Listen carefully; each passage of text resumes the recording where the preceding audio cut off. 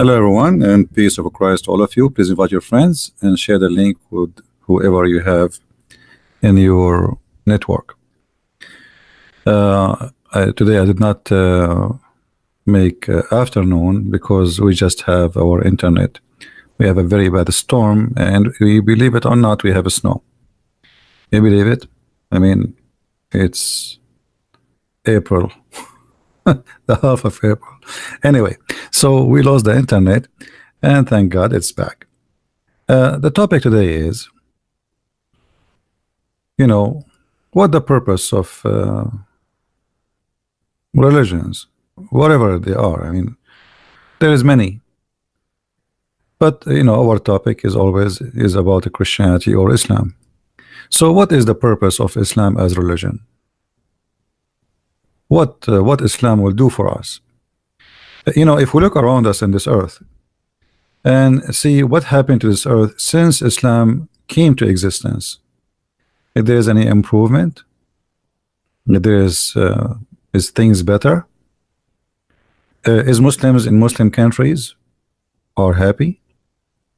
Did Islam provide something better for mankind? So we will discuss this, and we will discuss it deep, not just like a silly talk. Talk is very cheap. If you go to, like, I was searching in Islamic website to see which website will give me an answer for what is the purpose of Islam. All of them, they give you silly, stupid answers, have nothing to do with the question.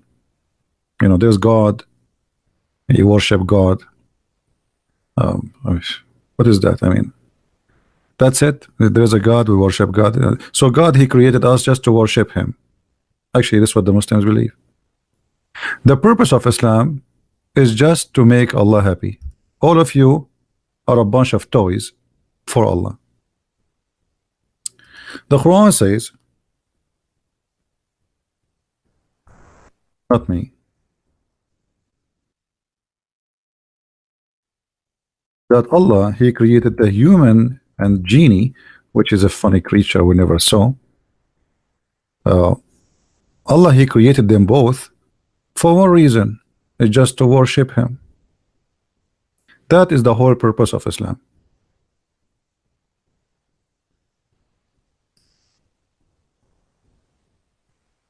And I find it very funny and very silly.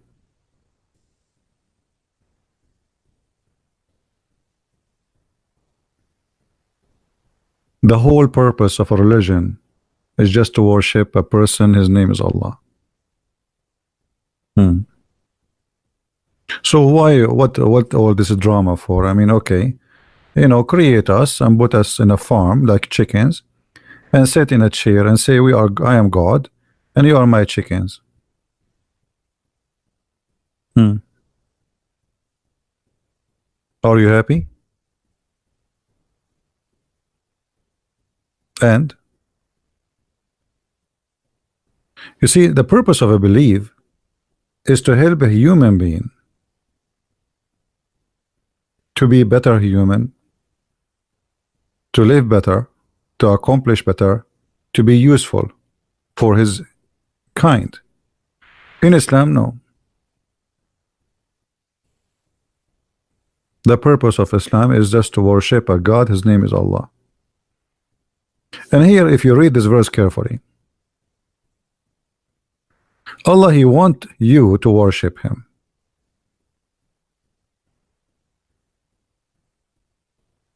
In return, Allah in heaven, He will give you a couch for your ass, and He will give you unlimited food. But in heaven, not on earth. In earth, you are screwed. In earth, you have to work like a donkey to afford to get a piece of bread. But in heaven, Allah will give you a lot. Muhammad, God, never spoke to Muhammad, never appeared to Muhammad, never did anything to Muhammad. So how we can trust even those promises? Let us say somebody promised me, I will give you tomorrow, I will give you. But this guy, Muhammad, he never have any proof of his God existence.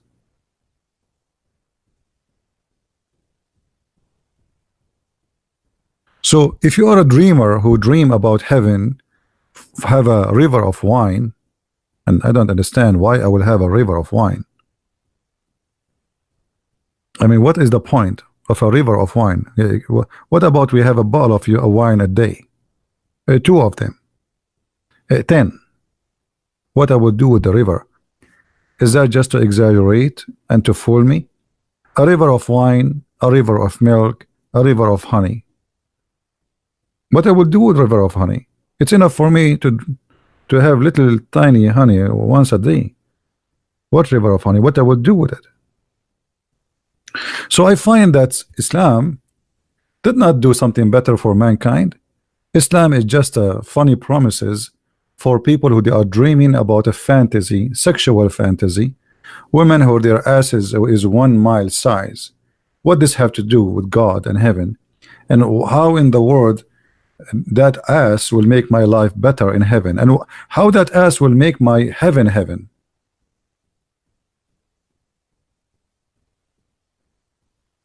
By the way, guys, we have there is the gentleman who his name Revelation 22:13. The Muslims, they flag his channel and they took it down for him.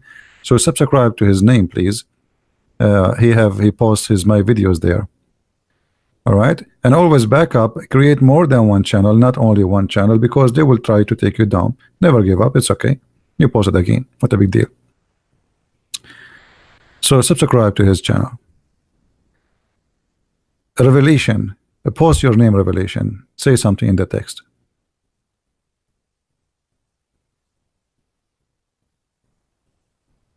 Yeah. Revelation 22:13. You see his name. Anyway.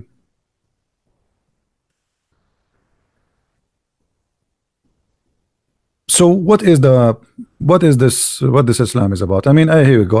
I open the news. I see Muslims killing Muslims in Libya, Syria, Egypt, Morocco, Algeria, Mali, Nigeria,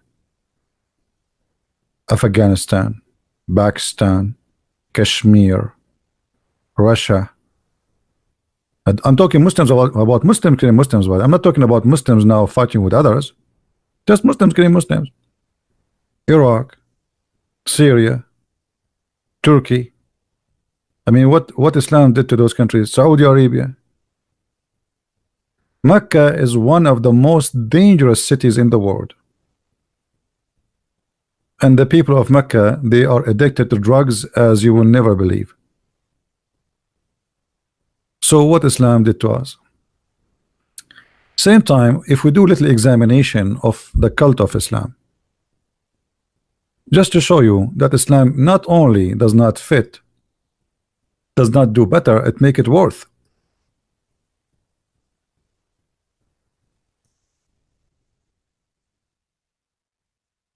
The Muslims, they say to us that in Islam, if you steal, we cut your hand. First of all, Islam teach you how to steal. Islam does not forbid you from stealing. Islam only forbid you from stealing from someone is protected. If he is not protected, you can steal. There's a video on YouTube by a guy, his name is Abu Qatada. He said, if you see a Christian in the street, capture him. Capture him and take him to the market and sell him. He's like a cow.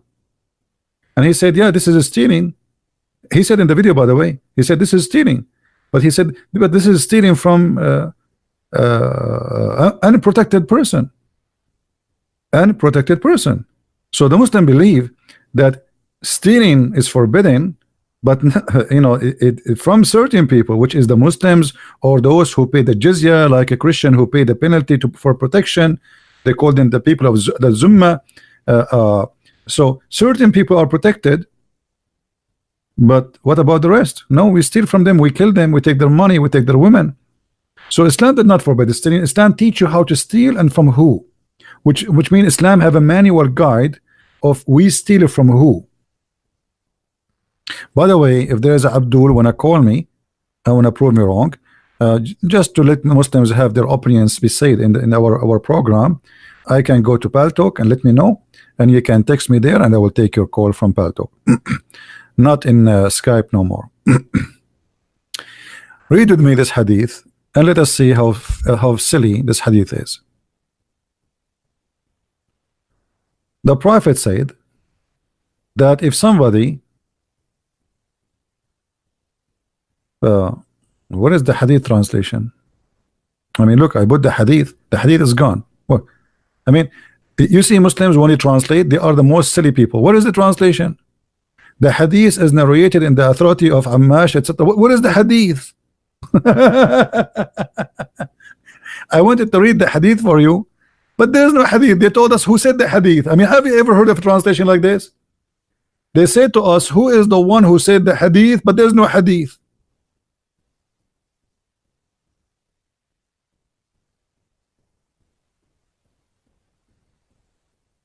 Welcome to the world of Abdul.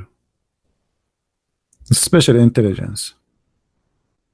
So how I'm going to read the hadith now? The hadith here in Arabic. In English, they said to us who said the hadith.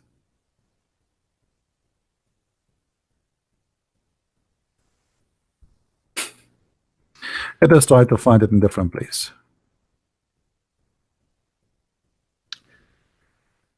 All right.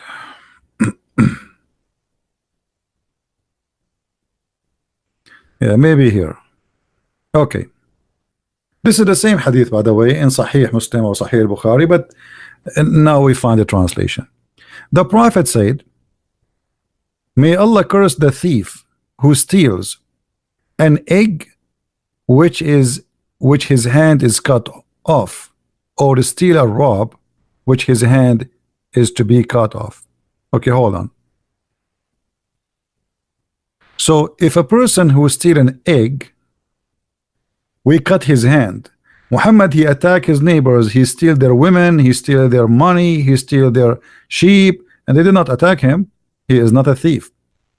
But if a Muslim, he steal from a Muslim, Muhammad will cut his hand. And what is the theft? Stealing an egg. Hold on. A person who steals an egg, he is not a criminal. He is a hungry man. Is that right, guys? What he would do with the egg? Why in the world you want to cut a hand of a human being because he stole an egg? Is that going to fix the problem? Okay, now the man, he stole an egg, we cut his hand. So what will happen to him now? He was not able to find food when he have two hands, and now what will happen to him after we cut one of his hands? Yeah, it's in front of you for one egg. For one egg or a rope, even a piece of rope, you steal it, he will cut your hand. Again, the Muslims can steal it from non-Muslims unless you are a Muslim who is under protection, which means you pay money for protection, like the mafia. Like, you know, actually the mafia, they learned that from the Islamic occupation for Europe. So if you steal an egg, we cut your hand. Where is justice? Is that justice really? Where is mercy? Fahim is saying this is the punishment needed. First of all, this is the punishment of the Arab, not the punishment of Muhammad. Muhammad is just copying what the Arab do blindly. He's taking their bad habit. This is not justice. This is not only not justice, this is evil, because now you are destroying society, and the thief still will steal. Until now in Saudi Arabia, people, they steal. Here we go, you cut hands, still they steal, they rape, they kill. I mean, this is the land of crimes. So your harsh punishment did not make any difference. And now a person who is stealing an egg, obviously he is a poor man. What about we say, okay, the guy who steal I mean a cow, an egg, it's not even a chicken. You did not even take the chicken. The one who arrived to the egg, he can take the chicken, but he took only the egg. This is telling you that the guy is a very poor man. So what we do, we cut his hand? That is stupid. So there is a story, actually. Let me show you, let me find you this story to show you the stupidity of Islam.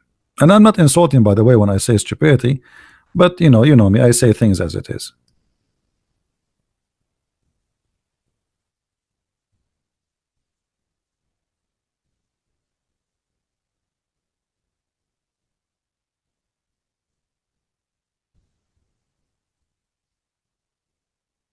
Let me show you different hadith.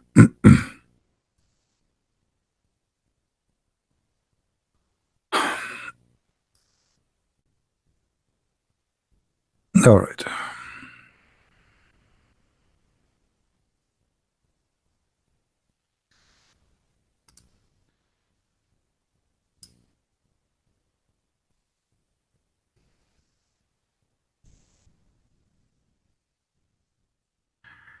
This is a story about a guy supposedly who steal, and this is a Sahih story. So they cannot say, you know, we reject and the garbage they say always to us. So this is story supposedly a person who stole. A thief was brought to the Prophet. He said, kill him. Here you notice something very wrong and very stupid about the Prophet of Islam. Anyone notice what is the problem? Anyone notice what is stupid about this conversation from the first line? From the first line. Kill him? Okay. Aren't you the one who said to them, if somebody stole, we cut his hand? So why you are saying kill him? Here, Muhammad playing as God. He is Allah. You see, he's showing you his power. Kill him. As if he's a chicken, like kill him. But the Muslims here, they want to show you that how much Muhammad he knew the future. But the Quran says Muhammad he know nothing of the future. That's a contradiction for the Quran. But let us see what will happen. The people said he has committed theft, which means only like, why you want to kill him? So the Messenger of Allah said, okay, cut off his hand. So his right hand was cut off. He was brought at the second time, and he said, which means he stole again, and he said, kill him. The people said he has committed a theft, which means we cannot kill him. Aren't you the one who told us only we cut his hand? Or, by the way, not only cut his hand, the Quran says you cut his hand or you cut his limb from opposite directions. So he said, okay, then cut off his foot. Look at this madness. You stole it, the guy, he stole it twice, so now he have no hands, he have no foot. Okay, now let us say this guy will never steal again. So what we did? Is that going to help us to be better human being? Is that going to fix the humanity? Is that going to show the mercy of Allah? Now we have a person, maybe have a family, maybe have a children, and now he have no foot, and his right hand is gone. So his left foot, his right hand.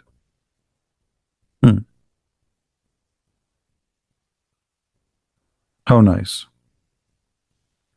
So his left foot was cut off. They are talking about cutting parts of a human being as if they are cutting like nothing. You know, it's like a chicken.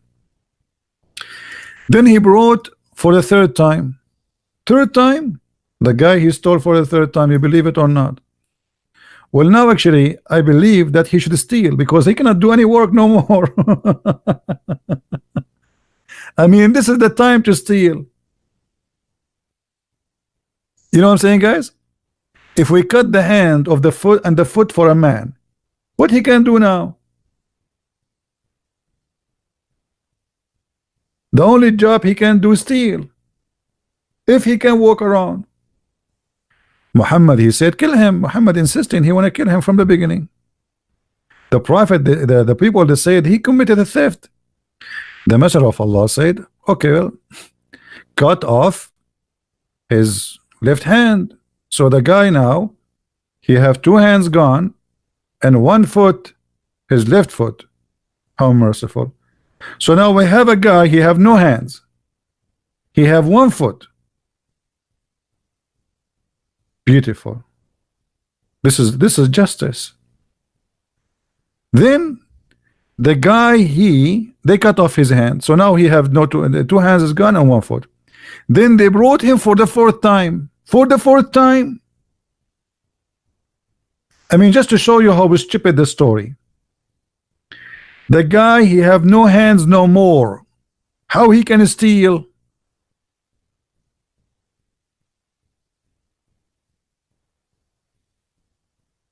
I mean, do you see, have you ever seen a stupidity farther than this?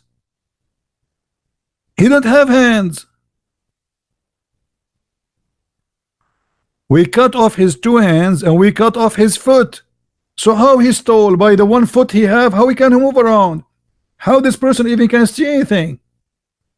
The story continue. The prophet said, kill him.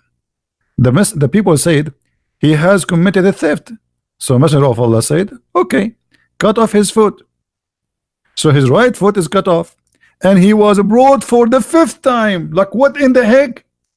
The guy now, he have no hands, he have no feet, he stole for the fifth time.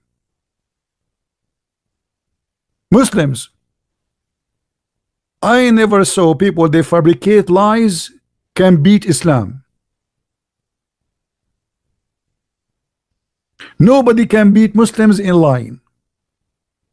The guy now, he have no hands, he have no feet, and he stole for the fifth time. I want any Abdul to explain to me how he did it. Is that James Bond story? What is this?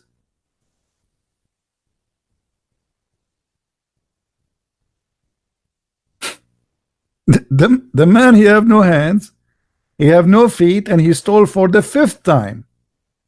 And then we dragged him and cast him into a wheel and throw stones over him. Look how nice, how merciful those people. So the poor guy now, he have no hands, he have no feet, and he was accused of stealing. But here we notice something very stupid. If this story is true, let us you know, the Muslim, they say it's true, so let us make it true. Anyone notice how stupid this story is? Additional to that, there's no way the guy, he can, you know, steal. Shouldn't Muhammad, he should ask? Muhammad is a smart man, right? Shouldn't Muhammad ask how this guy stole for the fifth time? I mean, Muhammad is the judge, huh? And he is the one who decide what to do. Okay, they brought for you a guy, he have no hands, he have no feet, and they say to you, he did the stealing again. Shouldn't you ask how he did it?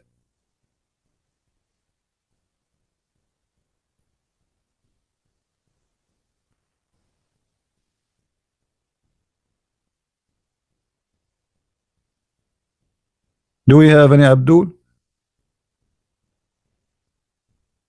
Any Abdul want to explain to us the stupidity here? I mean, who is the stupid here? The one who report the story, the one who made the story, the one who fabricate the story, or the one who is the judge? His name is Muhammad.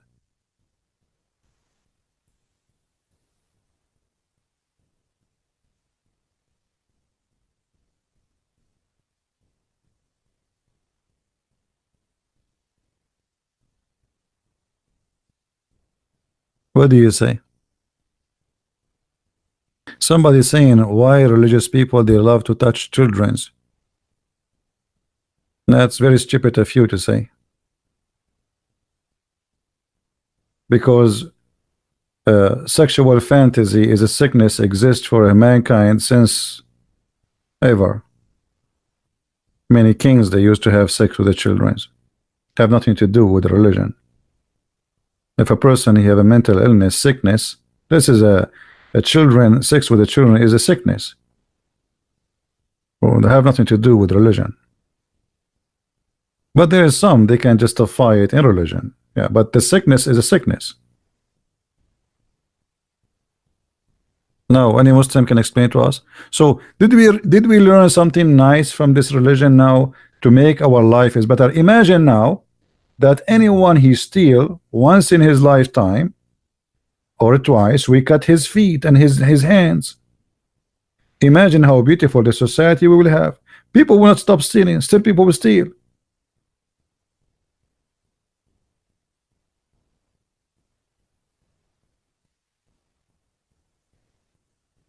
Right?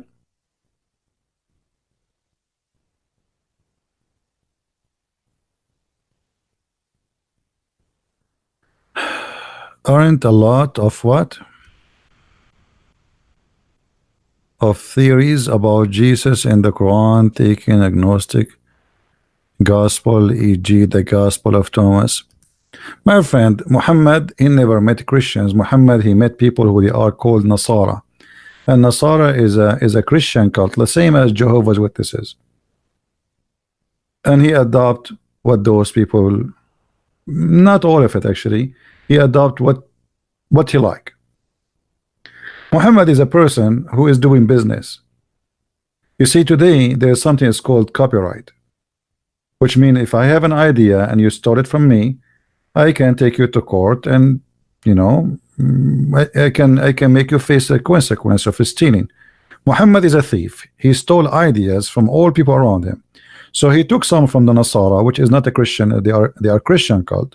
He took some from the Jews, some from the Sabian, some from the Arab pagan around him. I mean, some from everybody, and this is what Islam is about. Arab is a some. As you see, this punishment, by the way, this is an Arabian punishment. The Arab before Islam, they used to cut the hand if somebody stole an egg.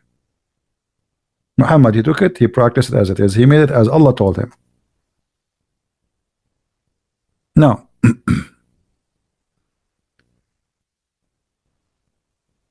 we don't want to change the topic. Focus with me, please. So now we're watching this rule.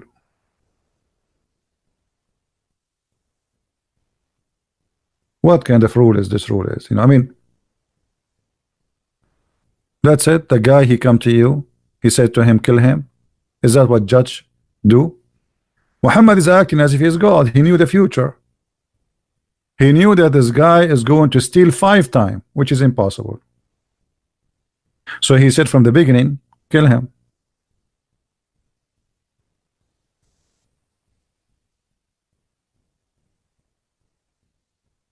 And here showing us that Islam is a very silly, stupid cult. It's about worshiping a man, making and fabricating stories about him to make him that he is a person he knew the future. When the Quran, Muhammad said in the Quran that he knew nothing of the in the future. Muhammad, he knew the guy he will steal again.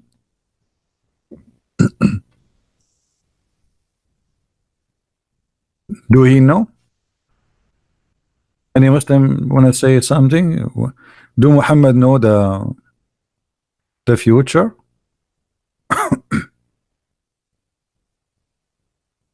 In the Quran, chapter 6, verse number 50, Muhammad, he said, Allah told him, tell them, I know nothing about the future. I know nothing of the unseen. And if I know, I will take advantage of it. Nothing. Zero. Let us find you the verse.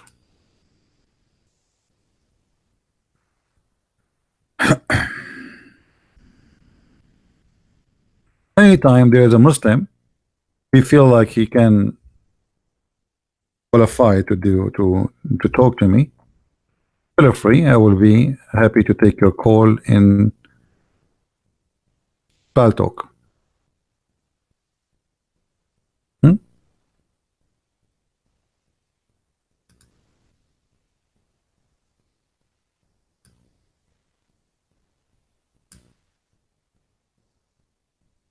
The story does not match with the Quran. Muhammad, he knew nothing about the future. So why the Muslims lie to us?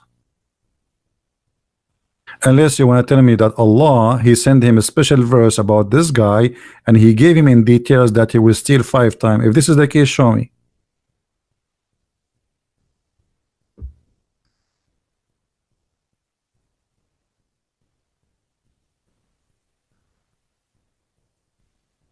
What about adultery in Islam? How many of you believe Islam forbid adultery? Muslims, who they are in the chat. Did Islam forbid adultery? Did Islam forbid adultery? Is it haram? Haram means forbidden. Is it forbidden? If you ask any Muslim, they will say to you, sure. Adultery is forbidden. That's a big fat lie. Islam promote adultery. All what Islam did, the same as we spoke about stealing. You cannot steal from certain people, but you can steal from other kind of people. Adultery is the same. Muhammad, he made adultery legally exist. So in order to do adultery without being punished in Islam, you have to do it in Islamic way. And this is one of them. Muhammad, he said, any man and a woman, they agree to have sex for fun for 3 days or 3 nights, do it. And if they like to continue longer, if they agree, go ahead for it. So if you don't do it with this agreement, you are committing adultery. But if you agree, but isn't it, this is what prostitution is? This is called muta. You have to pay the women certain amount of money in return for a certain amount of time doing sex. To make it simple, you have to say, I want to sleep with you for 2 hours. You have to mention for how long. She have to say back to you, I agree to sleep with you for 2 hours for the amount of etc. If both of them, they say the same sentence, agree on the same thing, that is halal.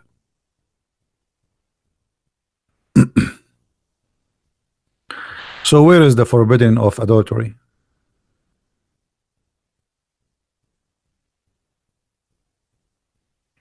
Only when marriage is allowed. Look at this guy Fahim. So your prophet, he have 13 women for what? Only when marriage is allowed. I mean, those Muslims are really funny. Actually, the Quran never say go and marry. The Quran says go and if. The F word, F2, F3, F4, and if you cannot afford it, then for 1.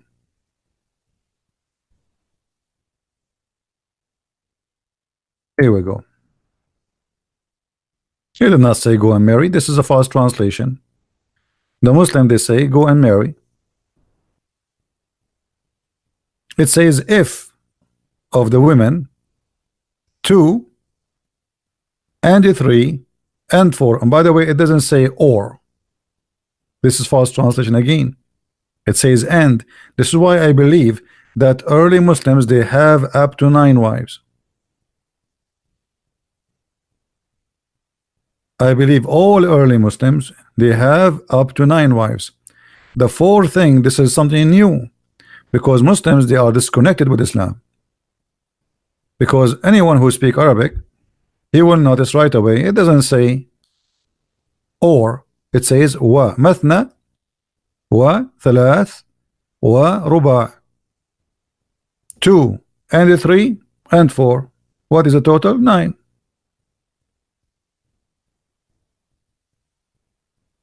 All the caliphate, they have 9 wives.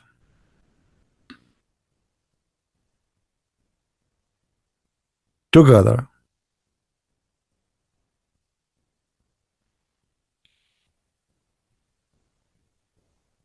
And at the same time, it did not say marry them. It says if them. We showed you many times the reference where it says that the word nikah mean if. If. Do you remember when we spoke about the shaitan, that Allah created for him a penis in the right side of his thigh and a vagina in the left thigh? So when he wanna sex, have sex, he do nikah to himself. Nikah. This is what the word in Arabic. The guy is the same person. He will marry himself. Muhammad, he said, "Mal'una nakihu yaduh." Allah cursed the one who do nikah to his hand. Talking about masturbation. Do you marry your hand?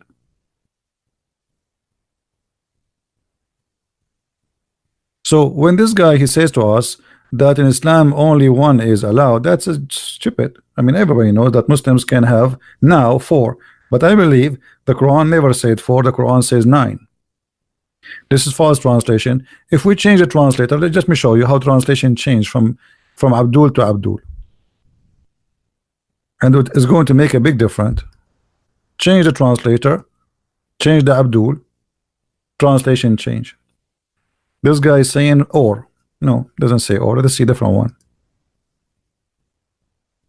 And sometimes I feel like they copy each other. I think they are fabricating translation.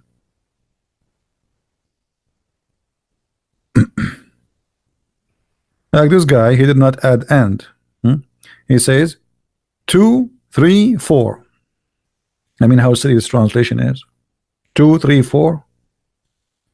What happened to the letter wa, which is equal to and in Arabic?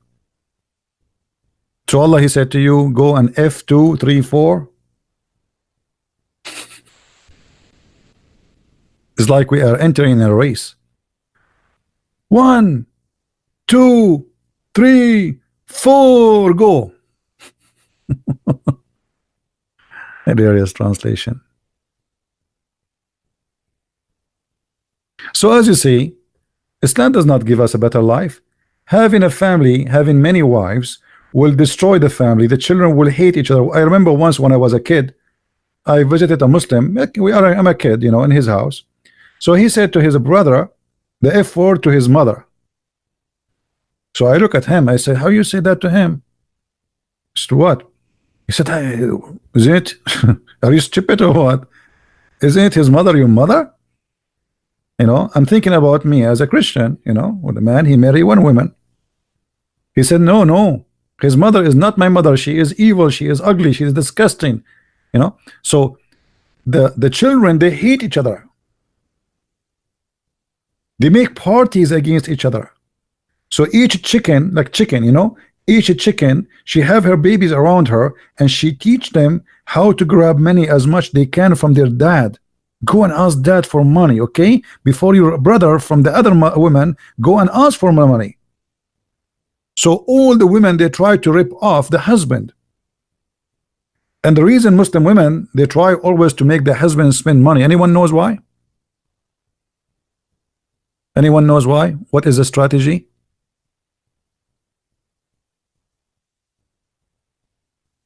Who knows?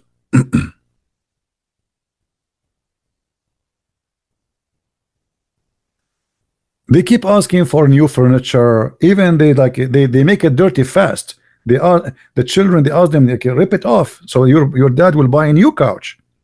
Why? Because if he's saving money, then he will go and marry a new wife. Newer, younger, more beautiful. The old one, he sent her to her mother. Hey, go to your dad. You are divorced. So if he have money, he will get more women. So what they do their best to keep the husband poor, and he is exhausted.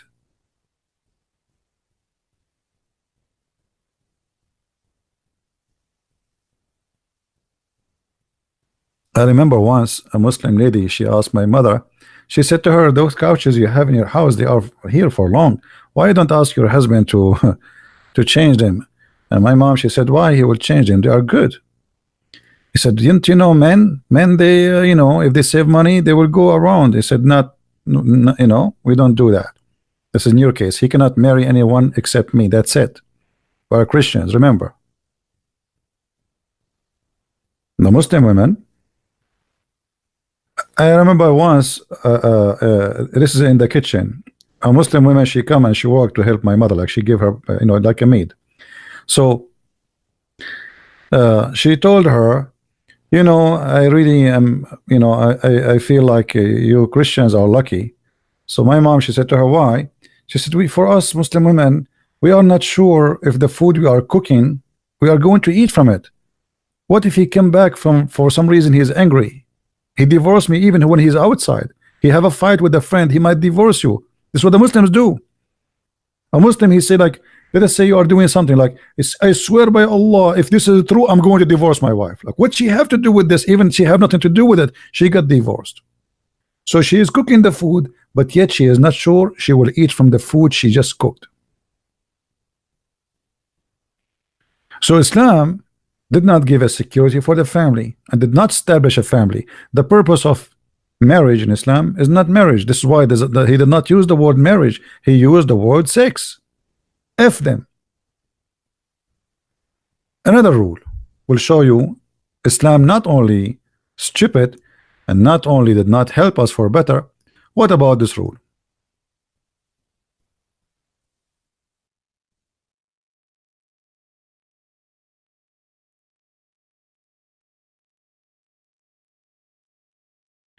In chapter 2, verse number 230, it says, speaking about if a man he divorces his wife 3 times, the woman, she cannot go back to the husband who divorced her unless she find a new husband and he F her. And after he F her, he divorce her. And after he divorced her, she can go to the previous husband. Any Muslim can tell me how smart that is? Is that going to make my life better? Is that how we protect women? The Muslim, they say to you, oh, there's men, they are abusing the right of divorce. Or you are the one who make them abuse it because you made it so easy. You say the word divorce, she is gone. That's it. Secondly, why you don't, if you are protecting the women from divorce, what about you say if you divorce her once, huh? That's it, you cannot have her. What is the point of going and sleeping with someone else? What is that? What is that will do?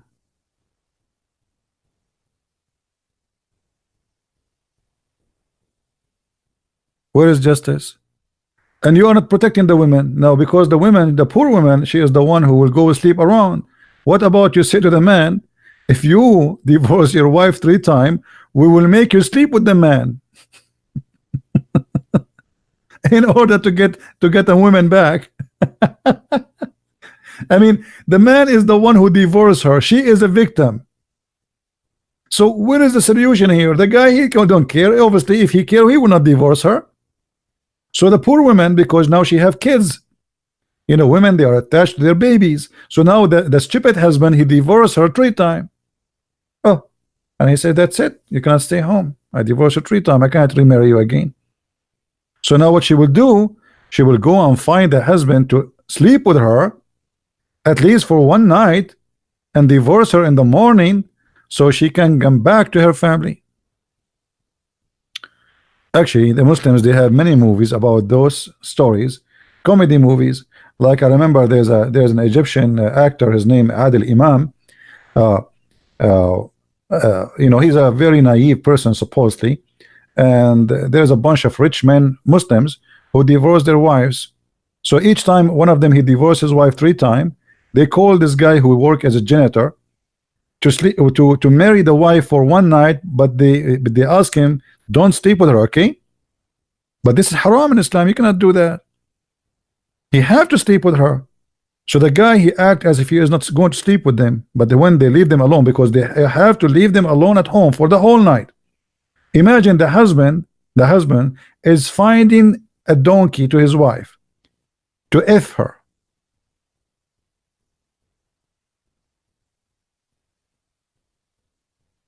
Any Muslim who speak Arabic, he knew what I'm talking about.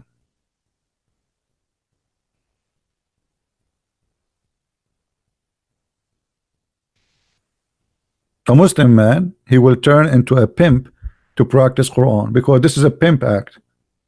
You are a man who want to get his wife back, but now you cannot get her unless she go and F somebody.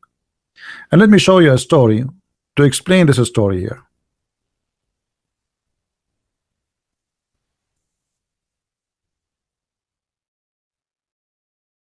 This is Sahih al-Bukhari.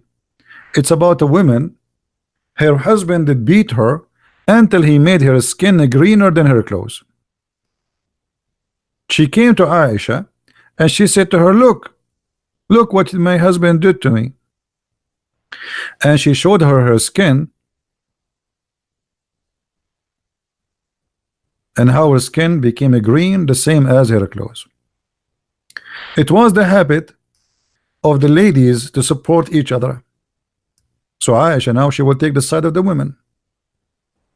You see the Islamic logic, huh? I mean, women supporting women, but she's not right. Allah Messenger came, said, Aisha, she said, I have not seen any suffering women suffering as much as I believe in women.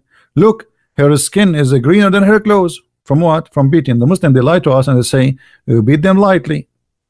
Now, did the Prophet of Allah say to him, shame on you? No. Actually, some stories he says, because of this story, he gave him a verse to beat women. When Abu Abdurrahman heard that his wife came to the Prophet, he go there too. And the story continue. And then the guy, he says, by Allah, or Allah Messenger, she had told a lie. Told a lie about what? She claimed that he cannot have sex with her. I am very strong. I can satisfy her, but she is disobedient and she won't go back to Rif'a. Who is Rif'a? Anyone knows who is Rif'a? Rif'a is the previous husband. Look at the Islamic drama. You see the wise Muhammad, what he did? So now this woman, this woman, she refused to sleep with this husband. But why?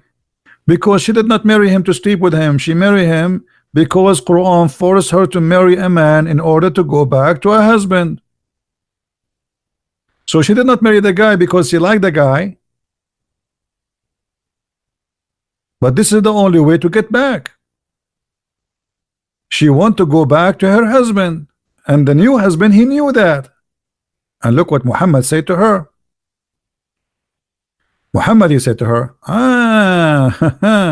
if this is your intention, you know that this is unlawful for you, haram, for a haram. You cannot remarry Rif'a unless Abdurrahman taste your juice. It doesn't say, by the way, had sexual intercourse with you, but it means that, but it means to taste her juice too. Taste your orgasm. Unless Abdurrahman, he had boom with you. Now look at this logic. This religion now is creating problems in the top of the problem. The first problem was what? Was a guy divorced his wife. Muhammad, he made divorce so easy. So a man, he said divorce, you are divorced, that's it. There's no even need for court, etc. Just divorce, you are divorced.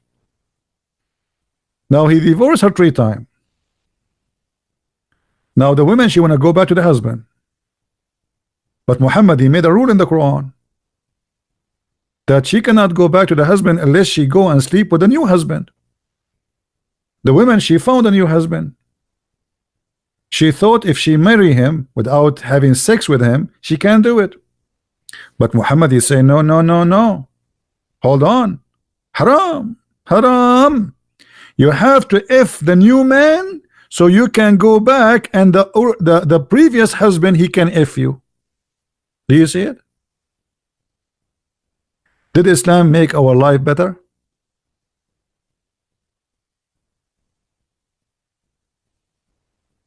Is that a solution for a problem, or this is now became a problem? How many men now this woman she have? Okay, so now this guy, he F her, and then second day he divorce her. She go back to the previous husband. He marry her. He say after a while he get angry from her. He divorce her 3 times. So now she go and marry a new husband. He sleep with her, and then he divorce her, and now she go back to the previous husband. I mean, what is that? There's no dignity. There's no respect for what the word marriage. This is not marriage. This is relation. This is a sexual contract. This is why Islam never speak about marriage. Islam speak about sexual contract. There is employer and there is an employee. The employer is the man, the employee is the woman. The woman, she get paid for sex. It's not for free. And the man, he enjoy it. What the Quran says about paying for enjoying it?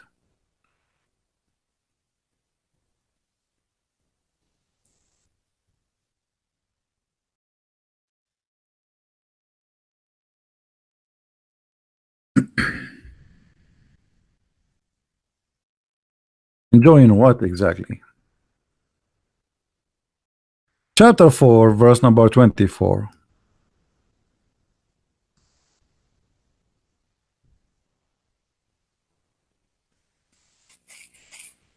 It's forbidden for you, married women, except the slaves. Slaves, if they are married, still you can have sex with them. Not to marry them.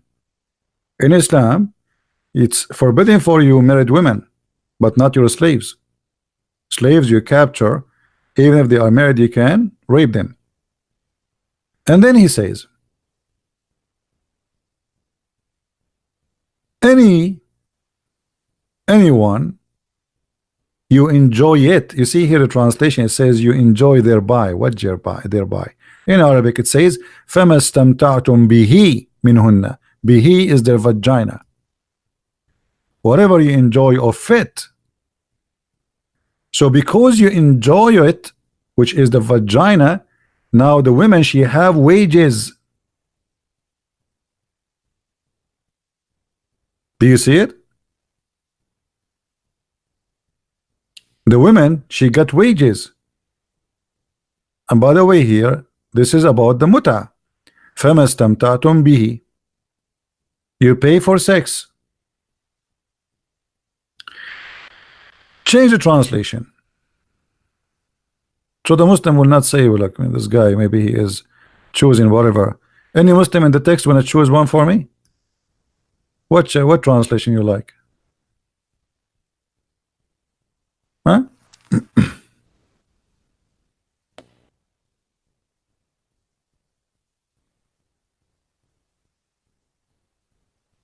Any Abdul? So those whom you enjoy you enjoyed sexual relationship, give them their wages. Do you see it? So what the purpose of this contract? You do sexual intercourse, you pay the women their wages.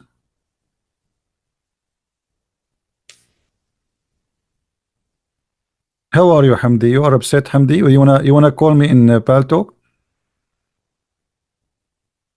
If there is any Muslim, he have a long beard, he feel like he wanna talk to me, I can open my Paltalk, you can call me there.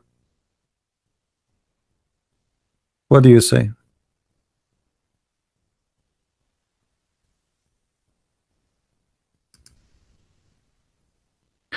Everything forbidden or hated about the West will be their hidayah in paradise. Okay. You see, just to show you how silly the Muslims look, let me show you this. This guy now supposedly is I mean, is that a wisdom? Everything forbidden for Muslims, forbidden or hated about the West, will be their hidayah in paradise, which means it will be in your guidance. Actually, you Muslims in the West, there is many things forbidden, which is good. As an example, in the West, you cannot have sex with children. In Islam, you can. Correct? So, you know, you claim that you are better than the West. In which way? In which way you are better than the West? In Islam, you can beat your wife. Quran chapter 4 verse number 34. You claim you are better than in the West. Okay, let us see if that is really something good. You see, in the Muslim translation, they say to you, when a woman you fear her obedience, first admonish them. Next, if you refuse, share bed, share bed with. But the Quran never says first and next. You liar. Where is the first? Where is the second? Where is the third? Beat them. Beat them. Scourge them.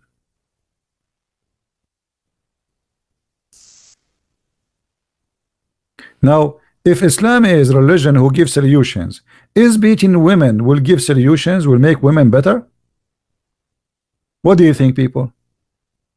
If we start beating women, is that going to make the women a better wife? What do you say? Who is a Muslim want to answer us? Who is the Muslim want to tell us what is the wisdom behind beating women? Is that a wise decision by Allah?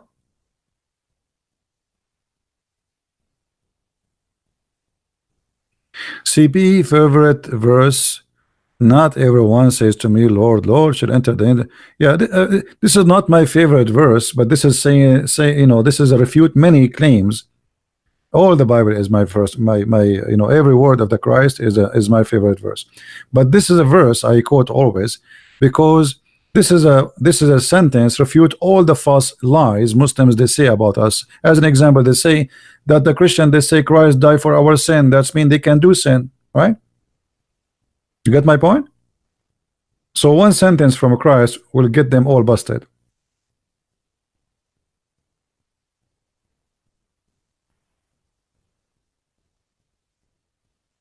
No. When we say that Christ he died for our sin, that's mean he's doing his best to open the door for us to be saved. And he gave his life. But doesn't mean I can have and I can do sin as I wish. This is the lie. That's why I say, I quote this verse. Not everyone says to me, Lord, Lord. But let us go back here. If we beat our wife, and by the way, the Quran does not even say a woman who they are bad. The Quran says, وَاللَّاتِ تَخَافُونَ نُشُوزَهُنَّ. Those you afraid of, they may be thinking about maybe they don't sound like they are so much happy to obey you. They did not even disobey you yet. Nushuz. Like you said to your wife, make me some tea, and she didn't go she don't stand up right away like a light, and she go to the kitchen. But hey, make some tea, Fatima. Fatima, she is watching TV. She did not stand up right away. Man, she did not. She is my servant. I paid for her. I paid for her sex. I paid for her, to have her, and now she is my servant. What?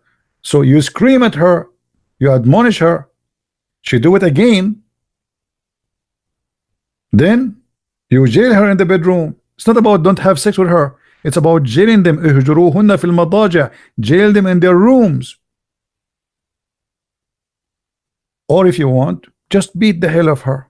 The Muslim they say, no, we beat them lightly. We beat them lightly. What is the word here for beat them lightly? Anybody can show me? The Muslim can show me the word lightly? We just showed you the hadith where the guy he did beat his wife until her skin became a greener than her clothes, and Muhammad took the side of the husband. Correct, guys?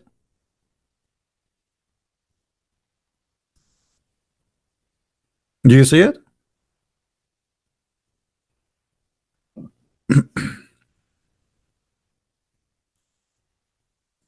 Do we have any Muslim here? Who is a Muslim man? He is proud to say, I am happy to see my mother getting beaten by her husband, regardless who is her husband, your father or somewhere else. I want you to be honest.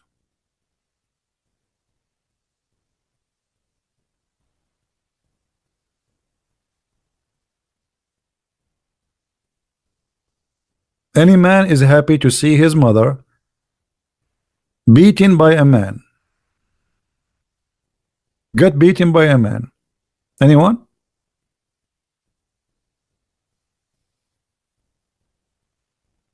Are you going to be happy to see such a scene? Are you going to stand watching the husband of your mother beating your mother? Be honest with me. Is that the dignity Islam gave you?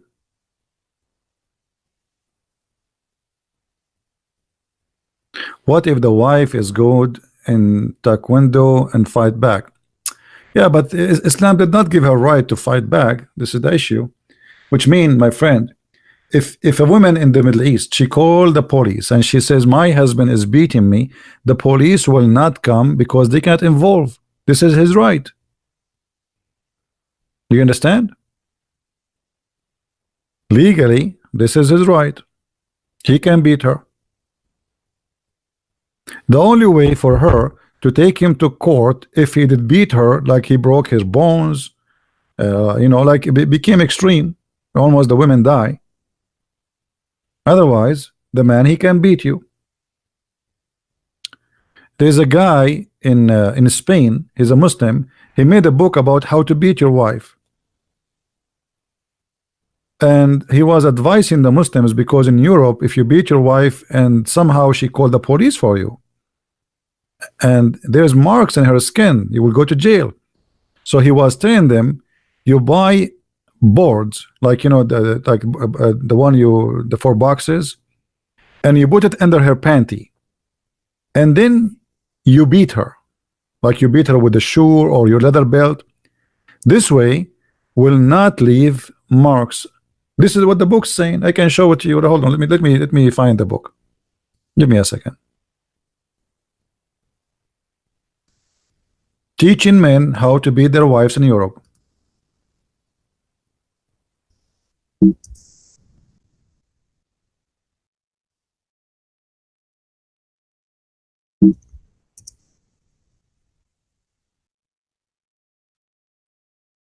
I was typing nothing. Okay.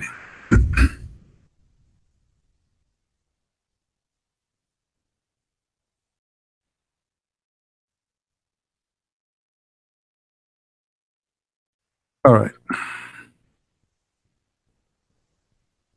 Here we go. I don't know how many Muslims now will buy this book. Imam Rabbed for Wife Beating book. A Muslim cleric who wrote a book that advised men how to beat up their wives without leaving like any things will, you know, cause you to go to the court. Do you see it? And this is the beautiful Imam, in case you want to contact him to teach you. This is what Islam. Do you see it? This man, he want to teach the husband to beat his wife. So good news for your mothers, Muslims. Now your mother, she is going to be spanked in her ass with no marks. I mean, obviously Islam make me feel proud. So is that going to make our life better? Men beating women? And why? You ask, you know, like you ask a Muslim man, why you can beat your wife? He says, don't you beat your child?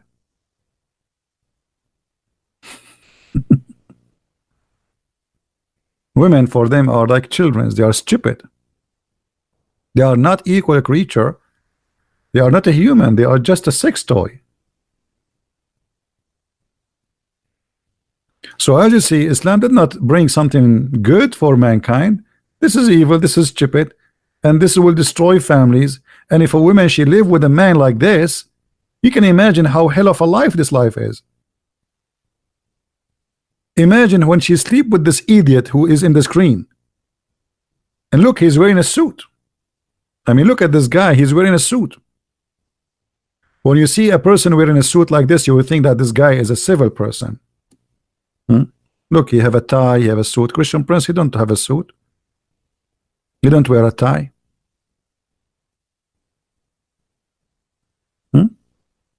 This is what Islam? And that will make the family. What will happen to the human being who is a female woman after you beat her? How she will feel? You Muslims, your God Allah, he have no dignity. So because you have a penis and she don't have one, and you are physically stronger, you can beat her. What if the woman, she is stronger than you? Can she beat you? No.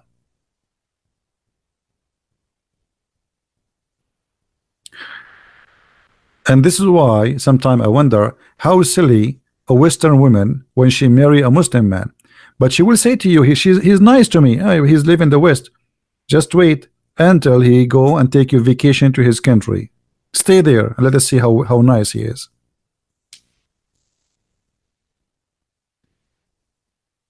There's a movie. It's called Not Without My Daughter. I don't know how many of you saw it. It's about an American woman. She married, and this is supposedly a real story. It became a movie. She married an Iranian Muslim doctor. In USA, he was very nice, etc. He took her to Iran. He treated her like a goat. In the West, you can call the police for him. In a second, they will be at your home. And there, if you call the police, they will arrest you. Actually, in Islamic countries, if the women leave the house without permission of her husband, he will call the police for her, and she will become, her name will be announced as wanted, and she will be arrested in any police checkpoint. They call it in Islamic countries Baytut Ta'a, the house of obedience law. The house of obedience, which means the police will go. Let's say your husband, he did beat you, you get upset, you took your stuff when he is away, you go home to your dad. The husband, he can bring you like a goat. He called the police. The police, they will go and they will find you, and they will arrest you as a criminal, and they will come home and they will deliver it to your husband so he can beat you again. So what is the purpose of Islam?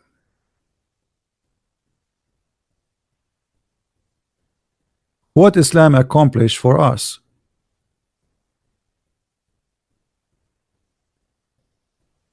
You know, let me tell you something. A man who beat a woman, he is a coward. Now I understand that there is some women, they are crazy. They can be. You know, maybe they are the one who will beat you. If somebody want to beat you, defend yourself. I mean, whoever the one who will beat, a woman or a man, I believe everybody have the right to defend himself. So if a woman, she is a crazy, she want to beat a man, well, the man, then he can defend himself. But to say go and beat women, that is disgusting.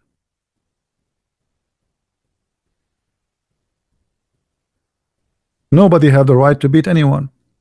If the man, he beat the women have the right to defend herself. Because who are you? Like, did you own her? Is she your goat? Even goats, you cannot beat her in the West. In the West, if the police see you beating a dog, you go to jail. So in Islamic countries, Muslim women, she don't have the right of a dog in America. Actually, in America, if you leave your dog in the car, you might go to jail for a long time in the summer. If you don't, if your neighbor, he noticed that your dog is hungry and you are not feeding him right, you go to jail. They will take you to court and you might end for a year or two in jail. So how you beat a human being? And she is your wife. And then we make books about how to beat the wife without leaving marks.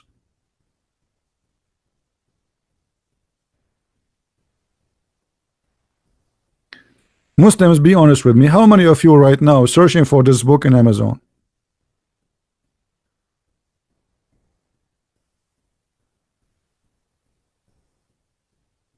Be honest with me. This person, he is inspired by Allah. He is doing what Allah said. Allah said, beat them. So who's wrong? Who is a Muslim? He is willing to be brave enough to say this is disgusting.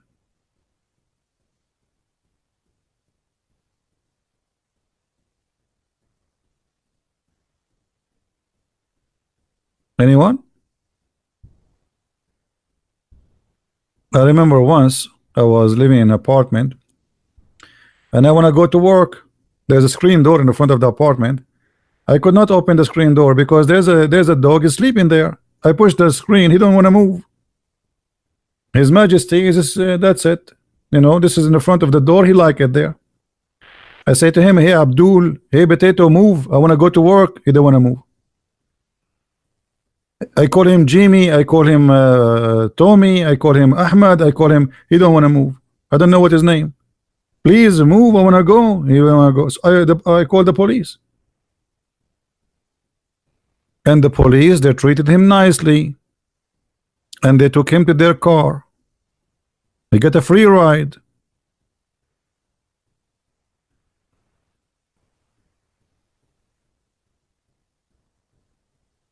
This is a dog.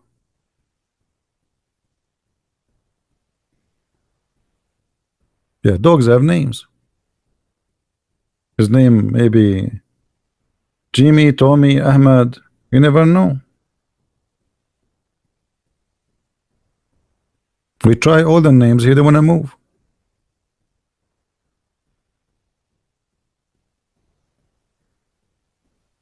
So what's wrong with you Muslims?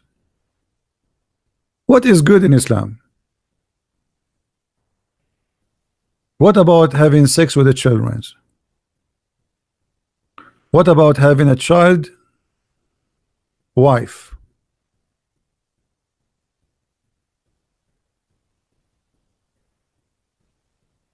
If you go, you can search in YouTube. There's a debate between me and the Muslim doctor. He's a doctor. This guy isn't educated.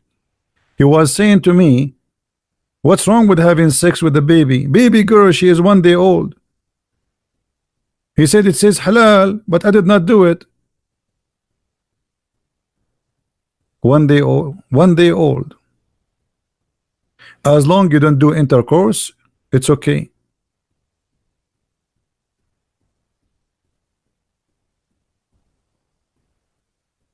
Yeah, he said my baby wife. You remember? Baby wife. You can go and search for the video.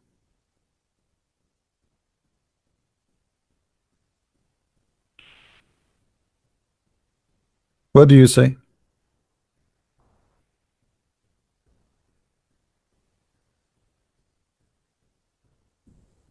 Is the world will be better if we have children in our bed and we have sex with them? Is that what God he want?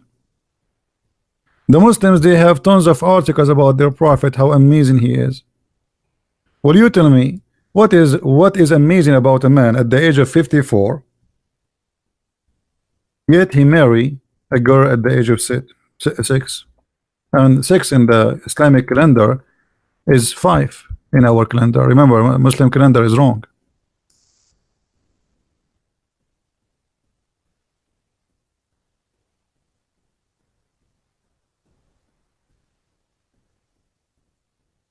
What made a man who is busy spreading the religion of Allah think about having little child in his bed?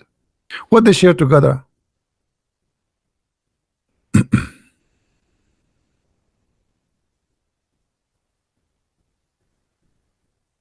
Any Muslim can tell me what Muhammad he share with this little child? I mean, what is the what when we say marriage? You know, marriage is what? I mean, there's two people who they want to establish a family. Okay, how a child, she is 6 years old, can establish a family with a man he is 54 years old, and what he liked about her? I will tell you what Muhammad liked about her. Anyone remember where Muhammad he said to a man who is happily married, why you don't marry a child wife?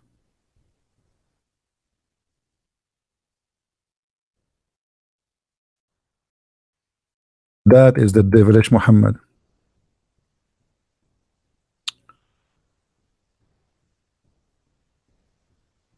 Muhammad There's a guy of his companions.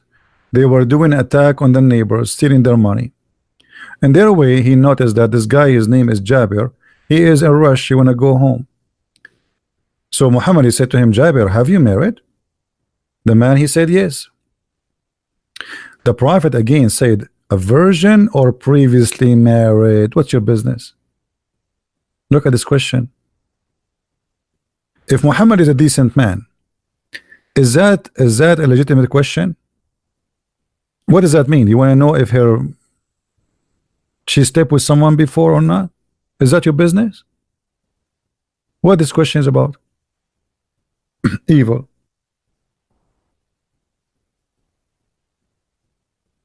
The man, he said, previously married.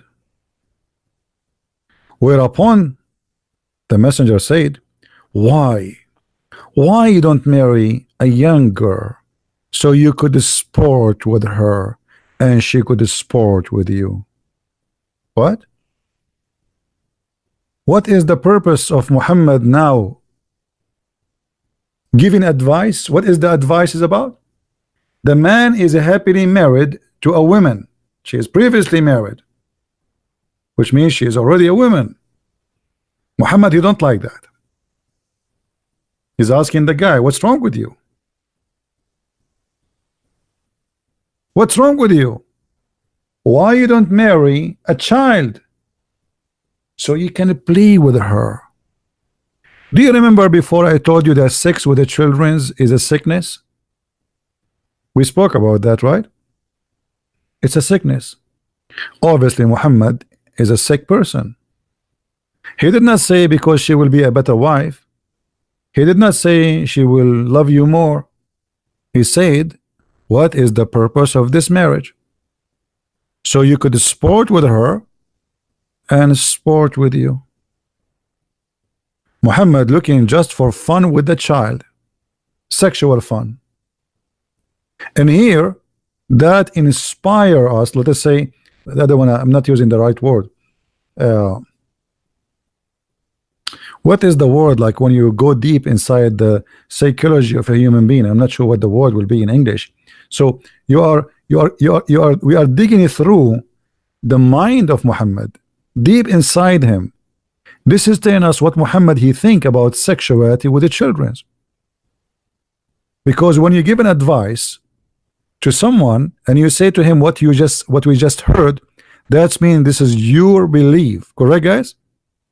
And this is the best belief for him.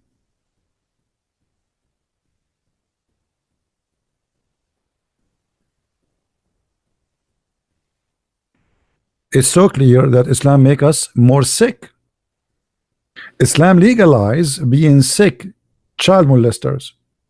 So now the purpose of marriage is not about finding a woman she fit to be equal to me to have a life. No, it's about sporting with her and sporting with me. Do you see it?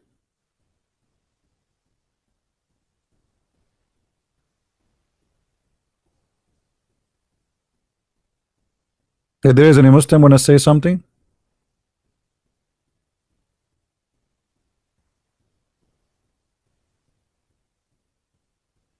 Any Muslim have an answer for this? And then, by the way, the guy, he got him busted. He said to him, I wanted to marry a woman because my brother, he left me a bunch of children, so I'm not going to marry a child to be with the children. You see, he said to him, my brother Abdullah, he died fighting for you, and he left for me 9 or 7 daughters behind him. I therefore did not approve the idea should I bring a girl, which means a child. Do you see it? Like them. Do you notice? It's not sporting like, you know, it's like you're playing with her, تلاعبها, you know, just to have fun with her. This is the whole, this is what the word in Arabic. So they translate it as sporting, play with her. So the guy said to him, I have nine orphans in my house. They are the daughters of my son, my brother. So I cannot bring another child with them. Do you see what happened? So the man is a wise man. Muhammad is evil. The man is a wise man. He marry a woman so she can take care of the kids. Muhammad, he don't like that. He want him to bring a child, so because it's fun for Muhammad to have a child for as a wife. So you play with her. And here you notice something very, very disgusting. Why a person he like to marry a child? Anyone knows? Think deeply with me. Why really a man he want to marry a child if we can call it marriage? Because a child is very easy to fool. You can be the most stupid idiot donkey in the world. If you have a child, give her some candies, and that's it. Right? She have no opinion. She have not, you know, you can adjust her as you wish. You can force her to do things as you wish. You can make her addicted to things as you wish. She is not a woman who will ask you why, how, or this is not right. She is just a child. And this is why Muhammadi believe they are the best to play with. Here play is about what? We're talking about a wife supposedly. You know what I mean?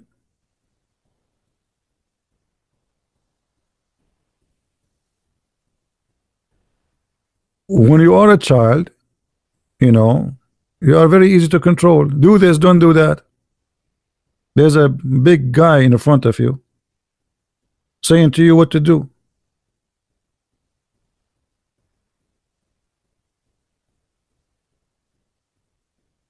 How in the world Islam can be better for us? So what Islam brought us is nothing but evil. It's really disgusting.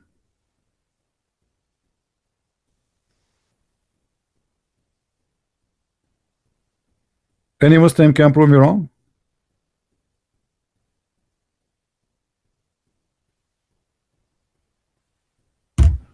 So now what is else?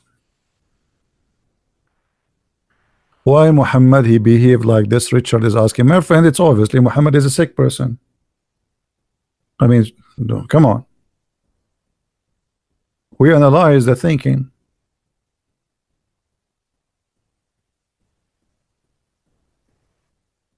You see, everybody in this world he think in his own way. As an example, I bought in the winter. I bought a bird feeder. It's called bird feeder, right? But if I am a person who enjoy killing little birds, I will put the feeder and then I will kill them. You know, I will make the feeder a trap. The feeder is meant to be feed the birds, not to kill them. But depending, you're thinking, what do you want? So everything around us exist, and we can make what we do legitimate if we are evil. So Muhammad he made it like now he is teaching the Muslims the purpose of life, the purpose of Islam. This is the best way to enjoy life. You know, you bring a child and you play with her. And now a Muslim who believes Muhammad is the best of mankind, he will believe this is the best way to live. This is the Prophet talking.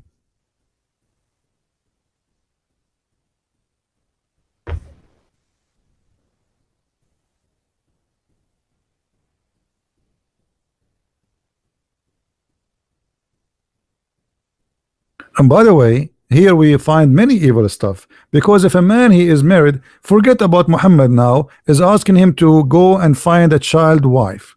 Let us say it is not a child wife. What's your business? The man is happily married. Why you are advising him to find different women? You know what I mean? Isn't it this alone is evil? Let us say you are visiting me in my home and you are married, and I say to you, hey James, did you marry a virgin or a widow or a previously married? What's your business? I mean, the question alone is a shame. What's your business? A virgin? You are asking me if I marry a virgin? This question alone is an insult for anyone have a dignity. And then you give an advice. Huh? You marry a woman previously married. Why you don't marry someone else? What's your business? I mean, this is the devil. This is the devil. The devil, he tried to spread hatred between a wife and husband. That's what even the Quran said. Isn't the Quran said that Allah, he sent two angels to teach black magic? He sent them in the Babylon. You remember? You remember, guys? Let us see how many of you have a good memory. In chapter 2, verse number 102, it says the story that Allah, he sent two angels in the Babylon, which is a fiction story. Muhammad, he copied it and he claims it's true. And he sent two angels. Their name is Harut and Marut, and they open a school. And the school is to teach the husband, or to teach people, sorry, how to make the husband and the wife fight. Do you see it? Before they teach you, they say, disclaimer, disclaimer, we are teaching you this to practice it only in one case, which is people to learn how to cause division between the man and the wife. Muhammad is the devil. Do we agree, guys? Isn't it this is the devil? Allah is the devil. Why Allah wanna send that angels to open a school to teach me how to divide the family? Look, while Jesus saying the man and even the Old Testament that the man, he will leave his parents and they will become a khad, they will become one. So why Jesus saying that we became a one, Muhammad is saying divide them? Because if we go back to this story here about the guy who is Muhammad saying to him, why you don't find a child? This guy now will go home if he is a bad person or he is a stupid, and he start thinking about the advice of Muhammad. What will happen next? You know what I mean, guys? What will happen next? After this conversation, if this guy is not smart, he will go home and say, the prophet, he advised me why I don't go and get a young girl. Huh? This is the devil. The man was happily married until Muhammad, he got involved.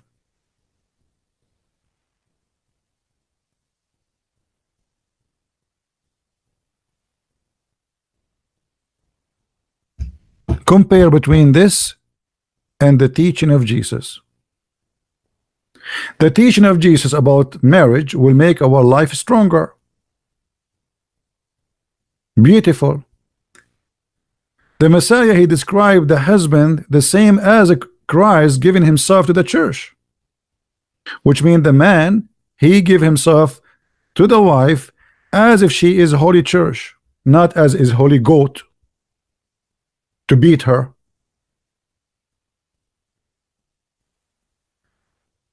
The woman in Christianity, she is a partner forever, and this is how it's supposed to be.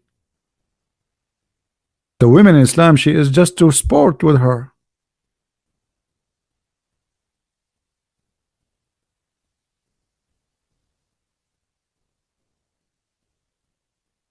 So what Islam brought for us? If you go in the Middle East, Christians are a minority, but they are the most successful people. Why? Because family is strong. One husband, one wife, and the family, they are in love with each other.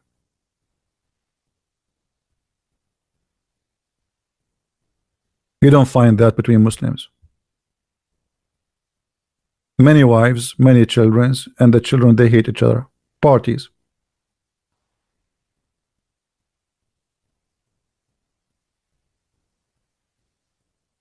The wives of Muhammad, they were fighting with each other. If you remember the story, it's in the hadith and even in the Quran.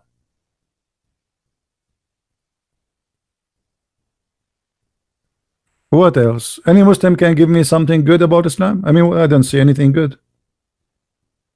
There's no marriage. There's no loyalty. There's no life. Everything is about living, like we take advantage of the weak. Islam is about the strong taking advantage of the weak. The strong is the man, the weak is the women. And Islam made the women weaker. If you guys, the Muslims, they say to us that Islam gave the women their rights, and the Muslims, they made books about that. This is a stupid statement. The women in Islam, she is beaten. What right? The woman in Islam, she can't even leave the house without permission of the husband. Muhammad, he said, no nation will be succeed if a woman she lead them. But Muhammad himself, he used to work for a woman before Islam. Just in the time of Muhammad, Khadija, she was a businesswoman. Muhammad himself, he worked for her. What happened after Muhammad married Khadija and Muhammad said, I am a prophet? Women became inside a plastic, or let us say a burqa container. Even in Saudi Arabia, they were discussing that shouldn't we change the burqa from 2 eyes to make it 1 eye? 2 eyes is too much.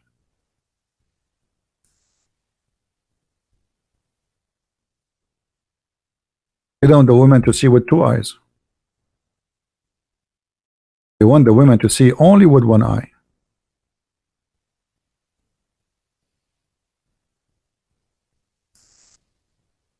And maybe some of you think I'm joking. I'm not.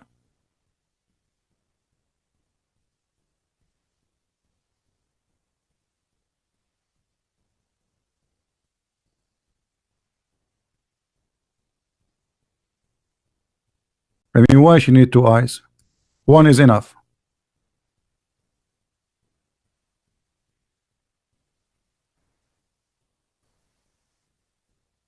One eye. And if they can close the second, this 1 eye, they will close it.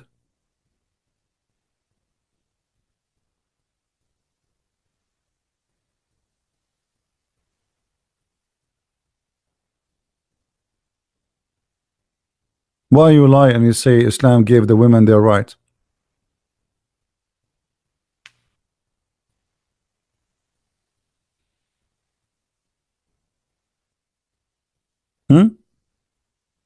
They're right? They're right in what? They're right in what exactly?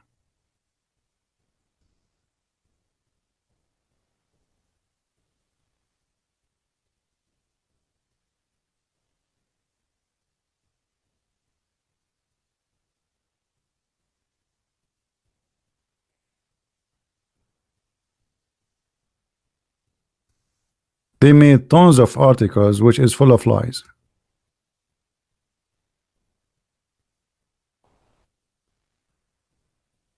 Muslim women, she have rights.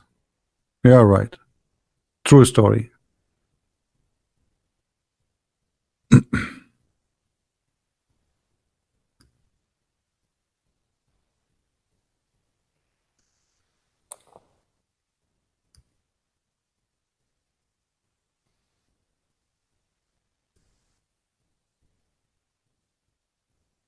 Any Muslim want to give us an advice about something we missed in Islam is good?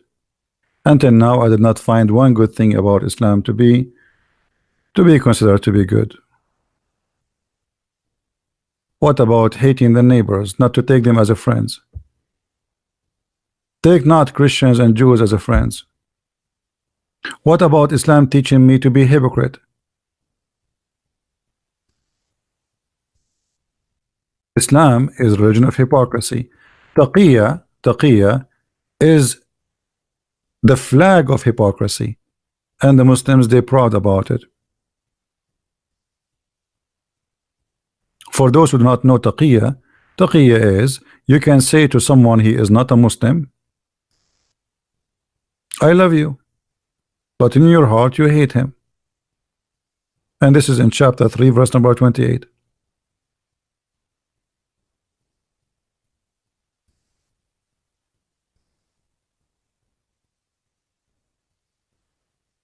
And the funny, the Muslims, they call us hypocrites. We are the hypocrites, but the Quran teaching them to be hypocrite.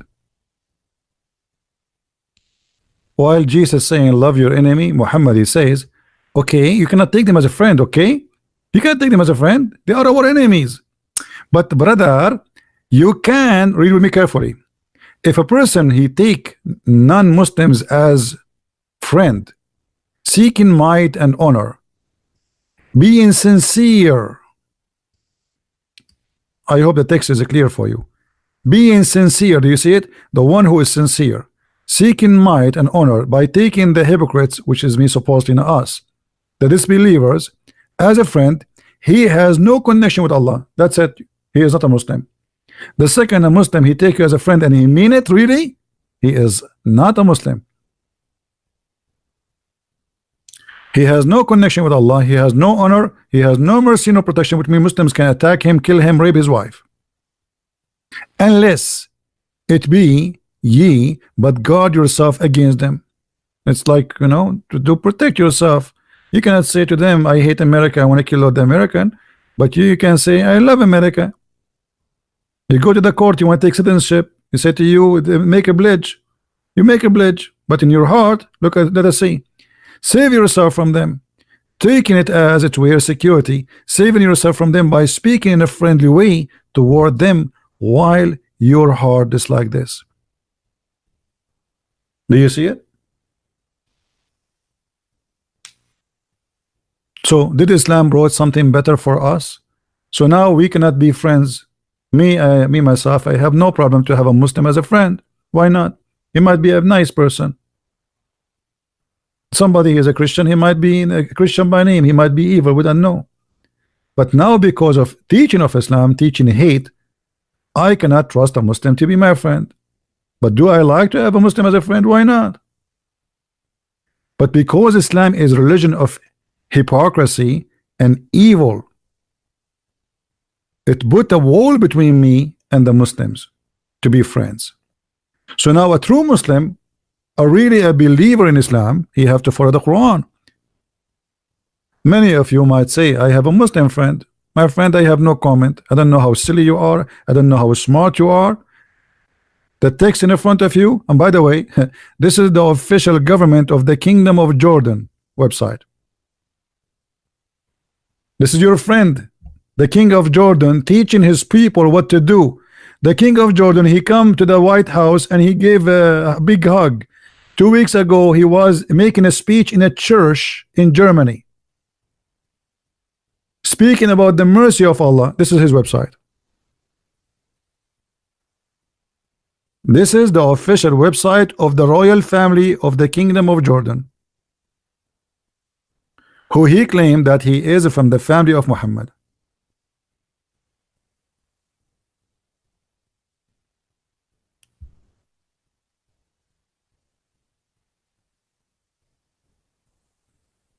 Your neighbor, he refused to shake your hand, so you cut his grass. Well, come over, cut my grass too. I will not shake my hand with you.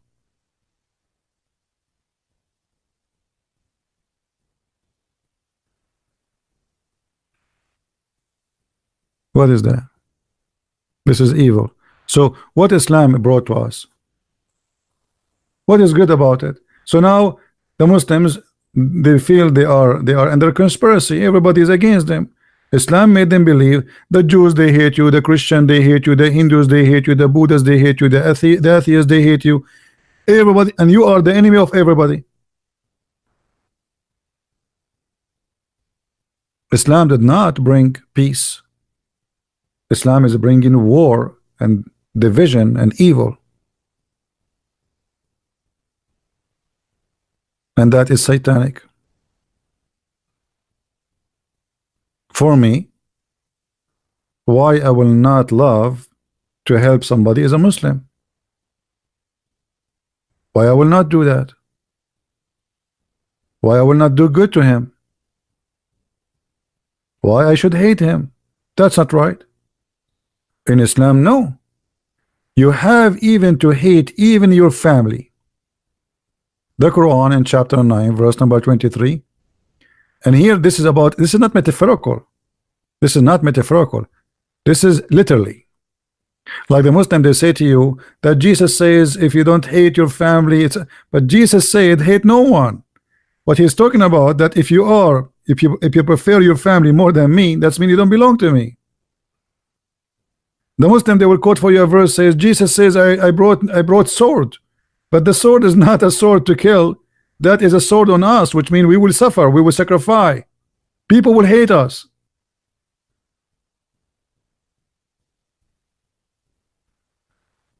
This is your Quran, or who you believe.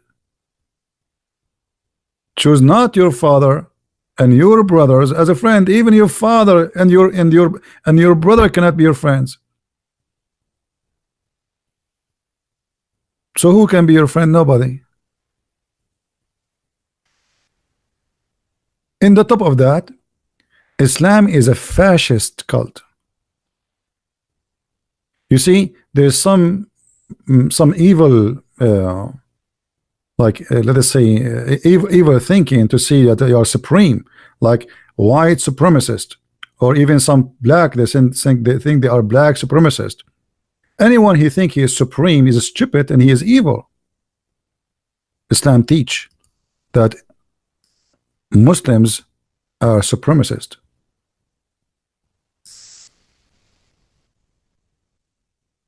Read carefully with me.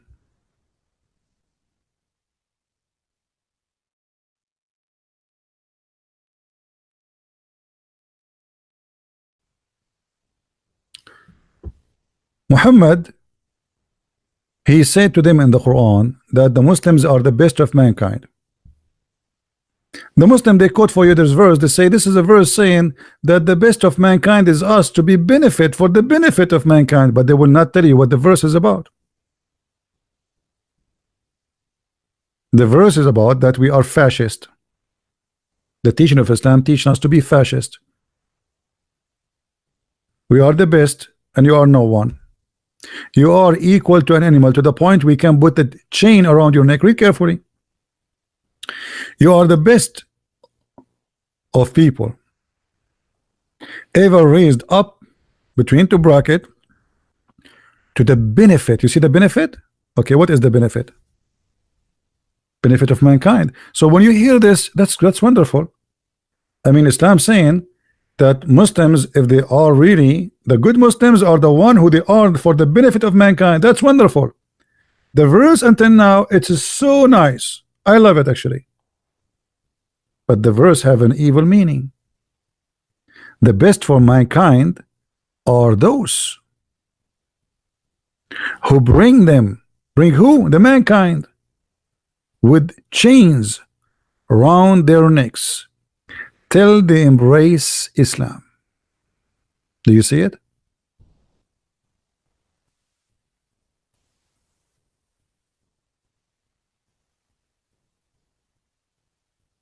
Do you see it?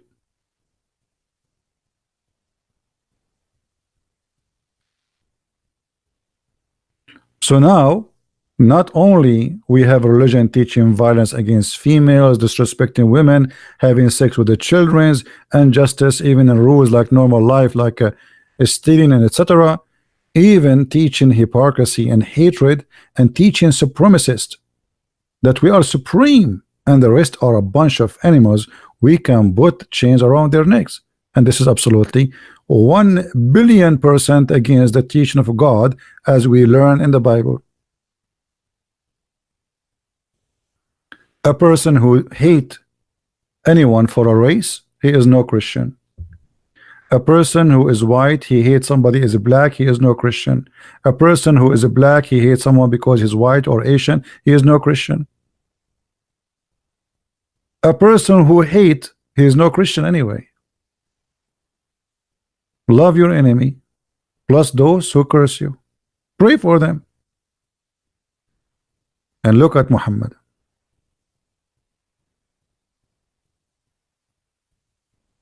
Additional to that, not only Islam teach that Muslims are supremacist, ethnic,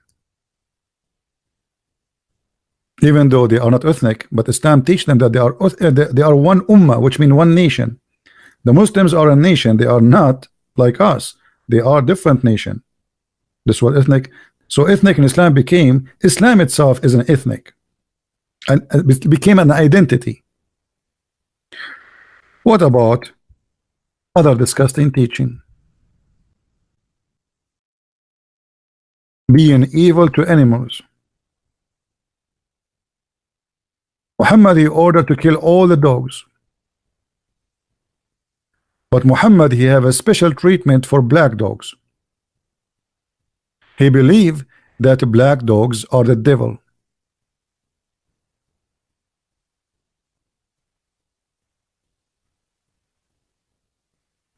So Islam not only unfair to mankind, Islam is big problem for poor animals. Even a lizard, Muhammad, he ordered the Muslims to kill them. And by the way, lizards are very useful animals.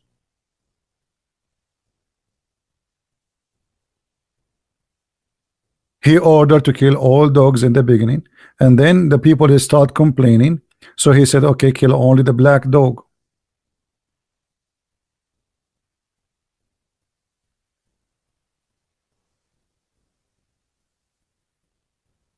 Even a salamander or a lizard, Muhammad, he want him to die. So Islam will enforcing Islam on people will change the people to evil, not to good. Even the poor salamander, you want to kill him. Why? Why? Because Muhammad, he come with a fiction story that Mr. Salamander was trying to burn Abraham. Salamander, he was trying to burn Abraham. Are you sure, Muhammad? So the black dog is the devil, the black snake is the devil, the black bird is the devil, and now we have Mr. Salamander is an enemy for Allah. And Allah, he asked Muslim to do jihad against salamander. I mean, think about it. Obviously salamander is very dangerous.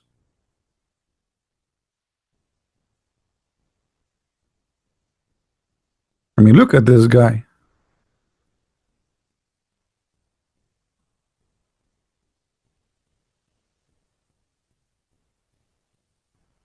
Let us find you a salamander.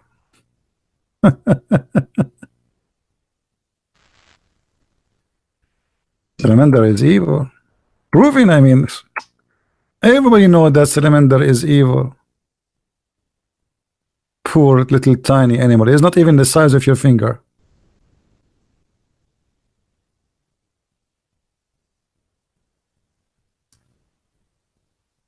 This is the enemy of Allah.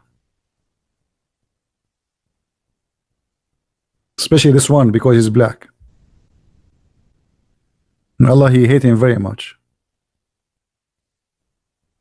This one, he was trying to burn Abraham. Obviously, this is a true story.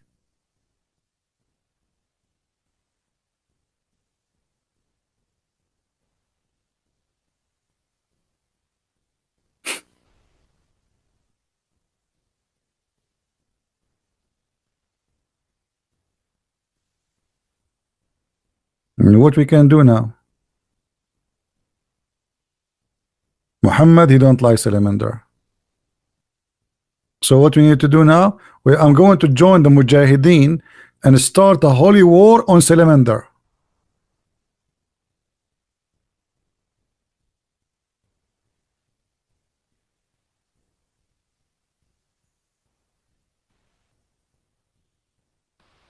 So Muhammad, he bring for you fairy tale stories will affect even the life of a poor animal. Do you know that there is the Muslims, they have a fatwa, which is a holy order to kill Mickey Mouse?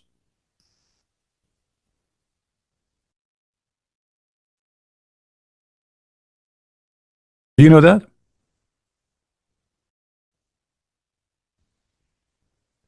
They made a fatwa that Mickey Mouse should be killed. He's the enemy of Allah.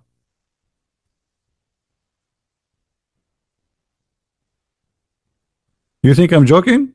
The video is all over. This is a Saudi. This is not a not a joke. Those are big sheikhs. Mickey Mouse is the enemy of Allah. And by the way, Mickey Mouse saying hello, he's hiding, but he's okay. Even Mickey Mouse, the cartoon, they want to kill him.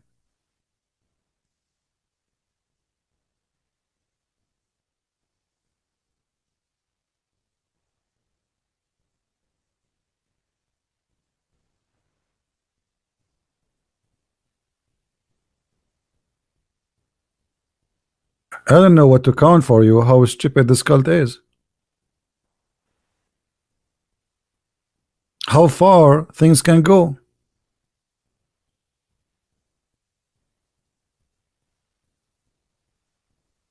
Jihad on Tom and Jerry.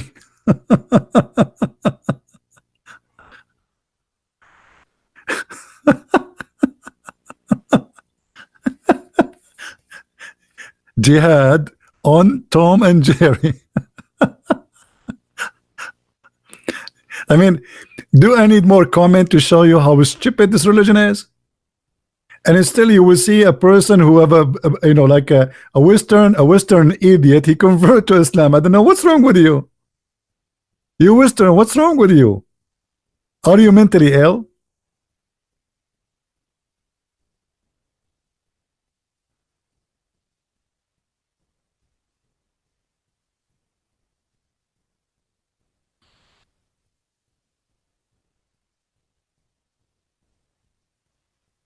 And I was wondering why I don't see Mickey Mouse no more. Where is Mickey Mouse? Where is Mickey Mouse?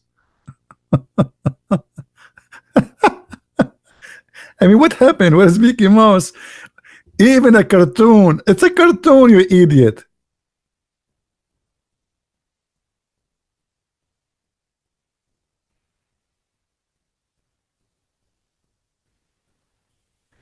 The first bicycle, you know, and this is something, you know, the one who told me, he been taught by his father. He's a Saudi. The first bicycle arrived to Saudi Arabia. Do you know what happened to it? A guy, he came, he was abroad, he came with bicycle. Guess what they did to it? The guy, he brought it to his house, he walked around with it like for 5 minutes and he put it in the house. An hour or two, he found like 2,000-3,000 people around the house and they are shouting Takbir, Allahu Akbar. They took the bicycle to the Sharia court, and the judge, he ordered to cut the neck of the bike because this is the bike of the devil. A bicycle. The bicycle is the devil. We never saw one before.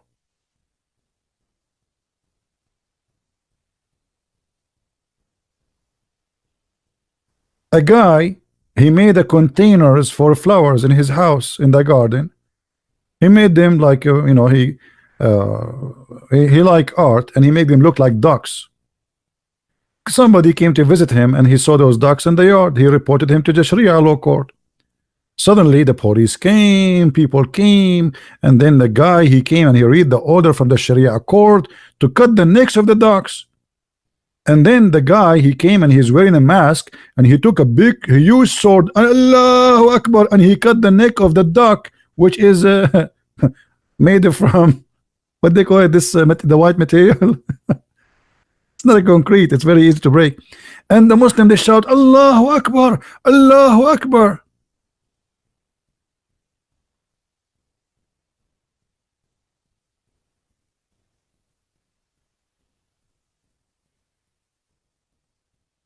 So I'm not surprised they are upset from Mickey Mouse.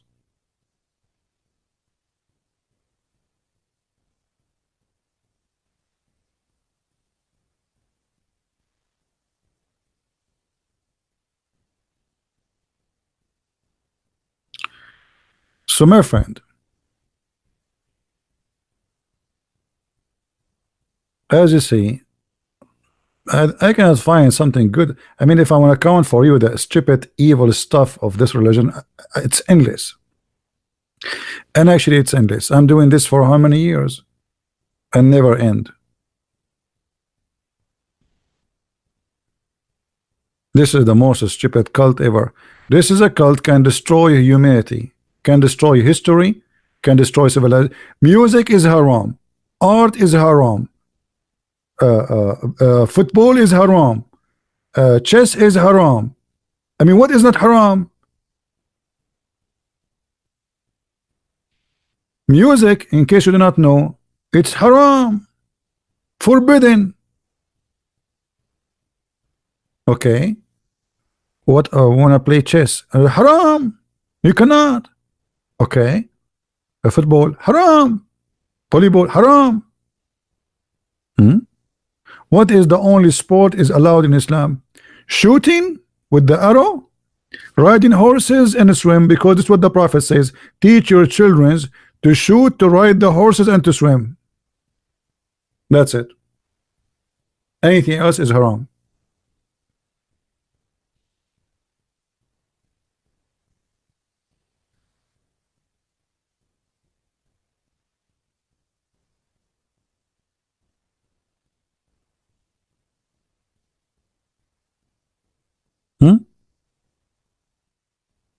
Yawning is haram.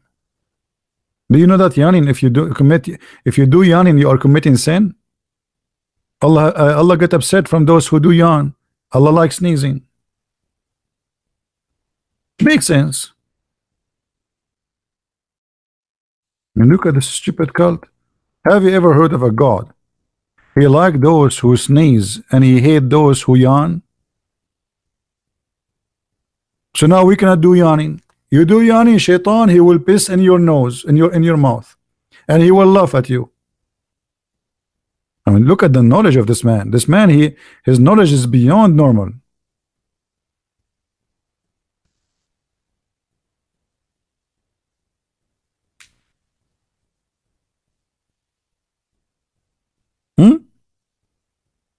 Camel urine is halal. Wine is haram.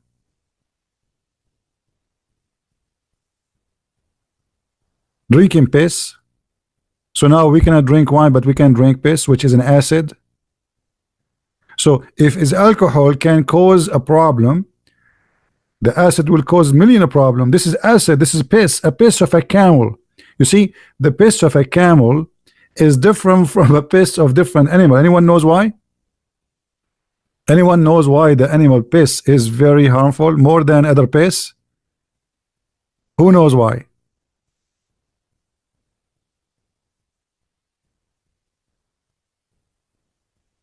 What do you think? Camels, they live where? In the desert, right? Animals who live in the desert, they are built not to waste water, which means they filter, their body is different.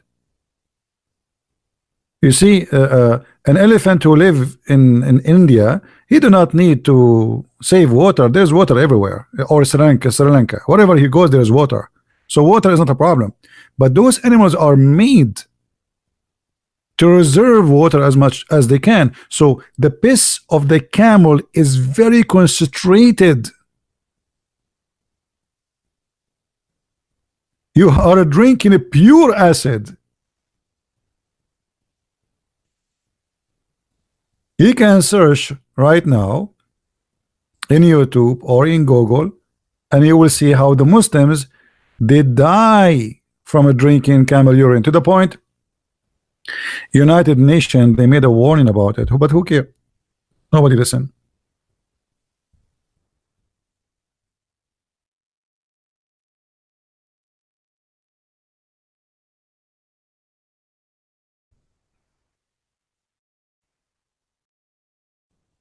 Drinking camel urine, and they make videos to do da'wah, brother. Teach you how to drink camel urine. This guy here, Dr. Muhammad Salah, live from Al Medina.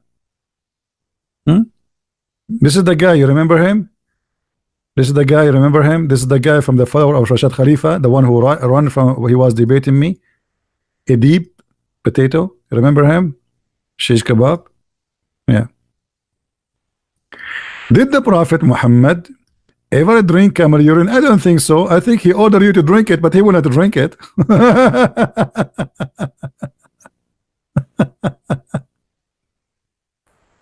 drinking camel urine.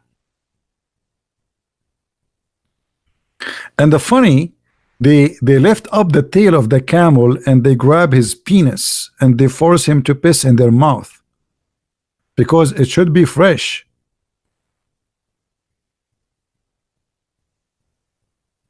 Look at this guy. Do you see how he's holding his penis from the back? Do you see it in the video? I don't want to play the video because, you know, they might claim copyright. No, I cannot play it. I mean, and it's disgusting anyway.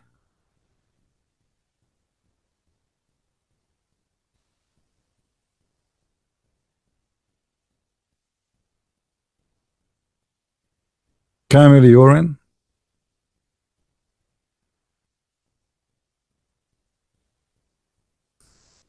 So I don't know, like, I mean, this religion make everything upside down. The whole world is not secure. We have a problem with security because of Islam. Muslims themselves, they have security problems. You know, Islamic countries are the last one. If you go to any Muslim country, the first thing you will see, all the windows have bars. That because it's very secure country, right? No, it's the opposite.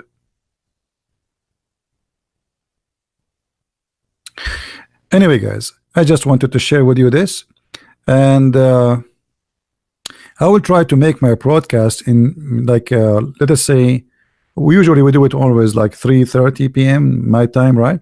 So, but we will try to move it around so we can get more people from different time zone, like Indonesia, to be with us. In Asia, those who want to be with us at that time is going to be for them, I think, 3:30 a.m. in the morning, which is like very harsh. So we will try to make it like now, etc., different timing, so we can get more people to be with us, to be fair with everybody. And I know I love everybody really, and I appreciate all of you. Many of you, when I talk to me in Skype, I apologize. My Skype, it became crazy. I open my Skype, I find like 1,000 hello, 2,000 we hate you. So I have to give up Skype, the same as I give up I used to receive messages in Facebook. I give up because it's too much, it's impossible, you know. So now if we have, you know, I was thinking about how we can still talk to Muslims, at least I don't want to call it a debate, let us call it, you know, nice spanking. So how we can do that? Okay, a Muslim, if we find a Muslim, he want to talk to me, we can open Paltalk. It take him 2 minutes to download it, 1 second to text me, I approve the text, I call him, we talk. All right. So if you get somebody for, you know, he think he can speak to me, I'm not going to call a debate because there is no Muslim can debate me. I am not exaggerating. Read my history.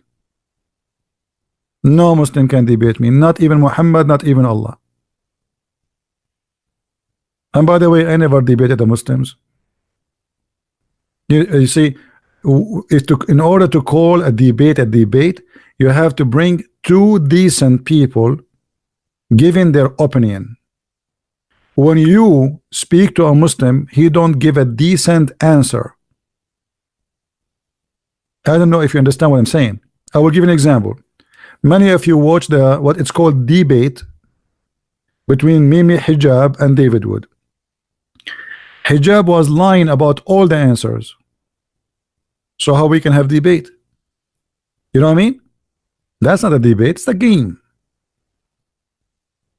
Would he said to him, your God Allah have hands, he have foot, he have parts. He said, who says so? But every Muslim knows that Allah have hands, have a foot. So how we can debate? He said to him, Allah he pray. He said to him, he said, Allah he pray 4, not 2. I mean, what is the answer? What is the answer? So they don't debate, they try to play you. They try to avoid answering. So if I want to call me speaking to a Muslim, I don't debate him, I corner him. It's like a chase. You know what I mean? It's a game. It's a game where you are going like, I don't know how to, but many of you watch how we spoke. You can watch my videos. It's a chase between somebody, he's hiding under the table, and somebody trying to get him out. It's not a debate. A person who want to say to me what his religion is about. No. Like you said to him, the Quran says beat your wife. He start playing all the games to say no, it doesn't say that. Rarely you can find a Muslim who is honest and he say yes, Islam says this. What the problem? The only one you can find them saying things as it is ISIS, Al-Qaeda. They are a lot better in the mean of hypocrisy from the rest. They are not ashamed of their religion. They say this is our religion. Your prophet, he killed the women, cut her to pieces. He said yes. So the Muslims always was like this until they became weak. If the Muslims are supremacist again and they control the earth, they will not discuss with you Islam is good or not. They will force you to accept Islam.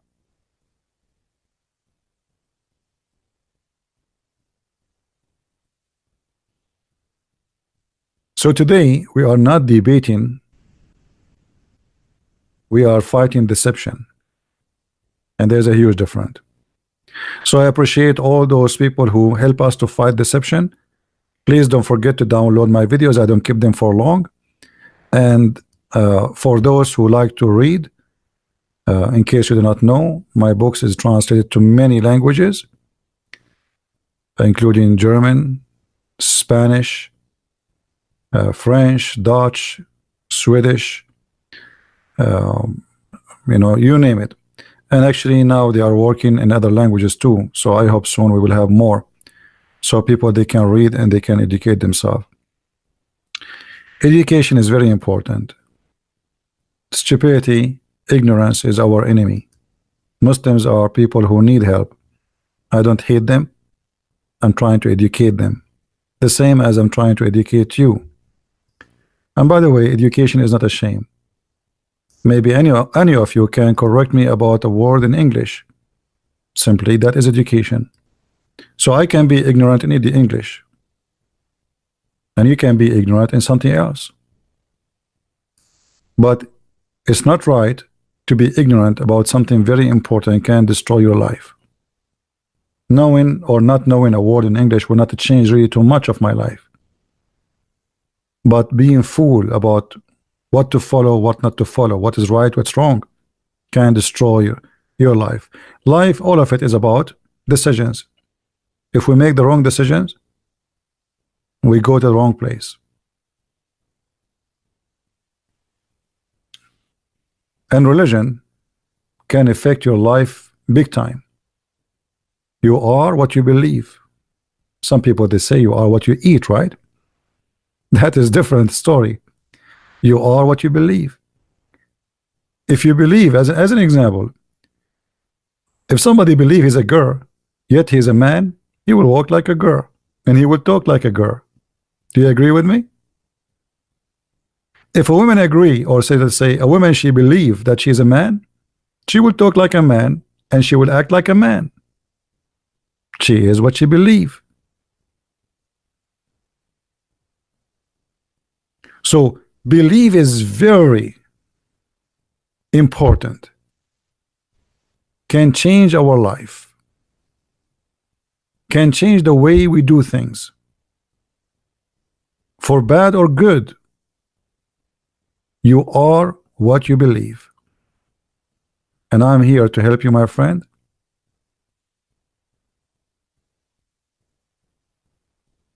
To make decision about what to believe. What you believe is your business, not my business. My business is to speak to you and share my knowledge, and you make a decision. God is not a pimp who provide women and vaginas for sex in heaven. That is a wrong belief, which is very dangerous. People are dying because of this belief. People want to die. They commit suicide bombing just to get the vagina in heaven. This is how evil belief can be. Believing in killing a human being so I can go to heaven. So this is very serious matter, and we have to think about it very seriously too. If you like to read, Feel free to search my books in Amazon, all kind of Amazon, India.com, France, Germany, and I hope my books will help you to have more reference and to guide you to the truth. And the best thing to read always is the Bible. And trust me, a Christian who don't read the Bible is missing a lot. Is missing his Christianity. He's missing the wisdom. So don't spend your much time with me looking at this garbage, but yet you don't have time to read 2 verses in the Bible. Here I have a mission so people will not be misled and misguided, but that should not be a reason for you not to concentrate and study the Bible, my friend. For me, I concentrate in this because this is something I can do, and maybe few people can do it. Somebody have to clean the garbage, and what I work in is garbage. All of this is garbage. But what you can do, somebody have to clean the garbage, and that is me. Thank you very much for being here. May the Lord bless you, and I leave you with the peace of Christ. He gave us his peace, and he promised us what nobody promised. Amazing, beautiful wisdom and the peace of heart, not women and sex in heaven. Be holy like your Father. I will be with you. Every two mention my name, I will be between. The Lord right now, he is with us. And his beauty is beyond the promises of a river of wine and milk and silly bracelet in my hand and a couch and a green silk and a skirt and a woman, she is naked next to me. That is the devil who tried to seduce you from your belly and down. God is holy, the one who can make us happy by a smile. He can give us happiness a lot higher than what Muhammad he promised us. Happy of a private part is not a happiness. That is not true. Even that was a gift from God, so we can have a family and we can reproduce children. It wasn't about sex. God did not create us to be sex toys, and this is not the purpose of life.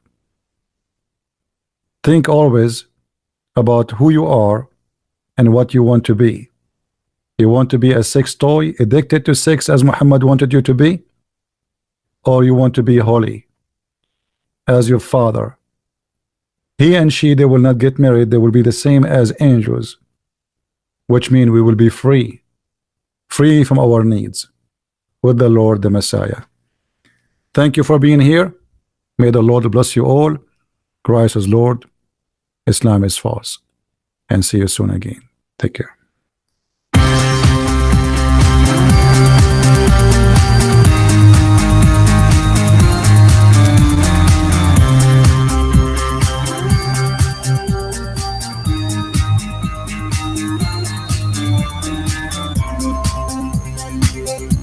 Thank you.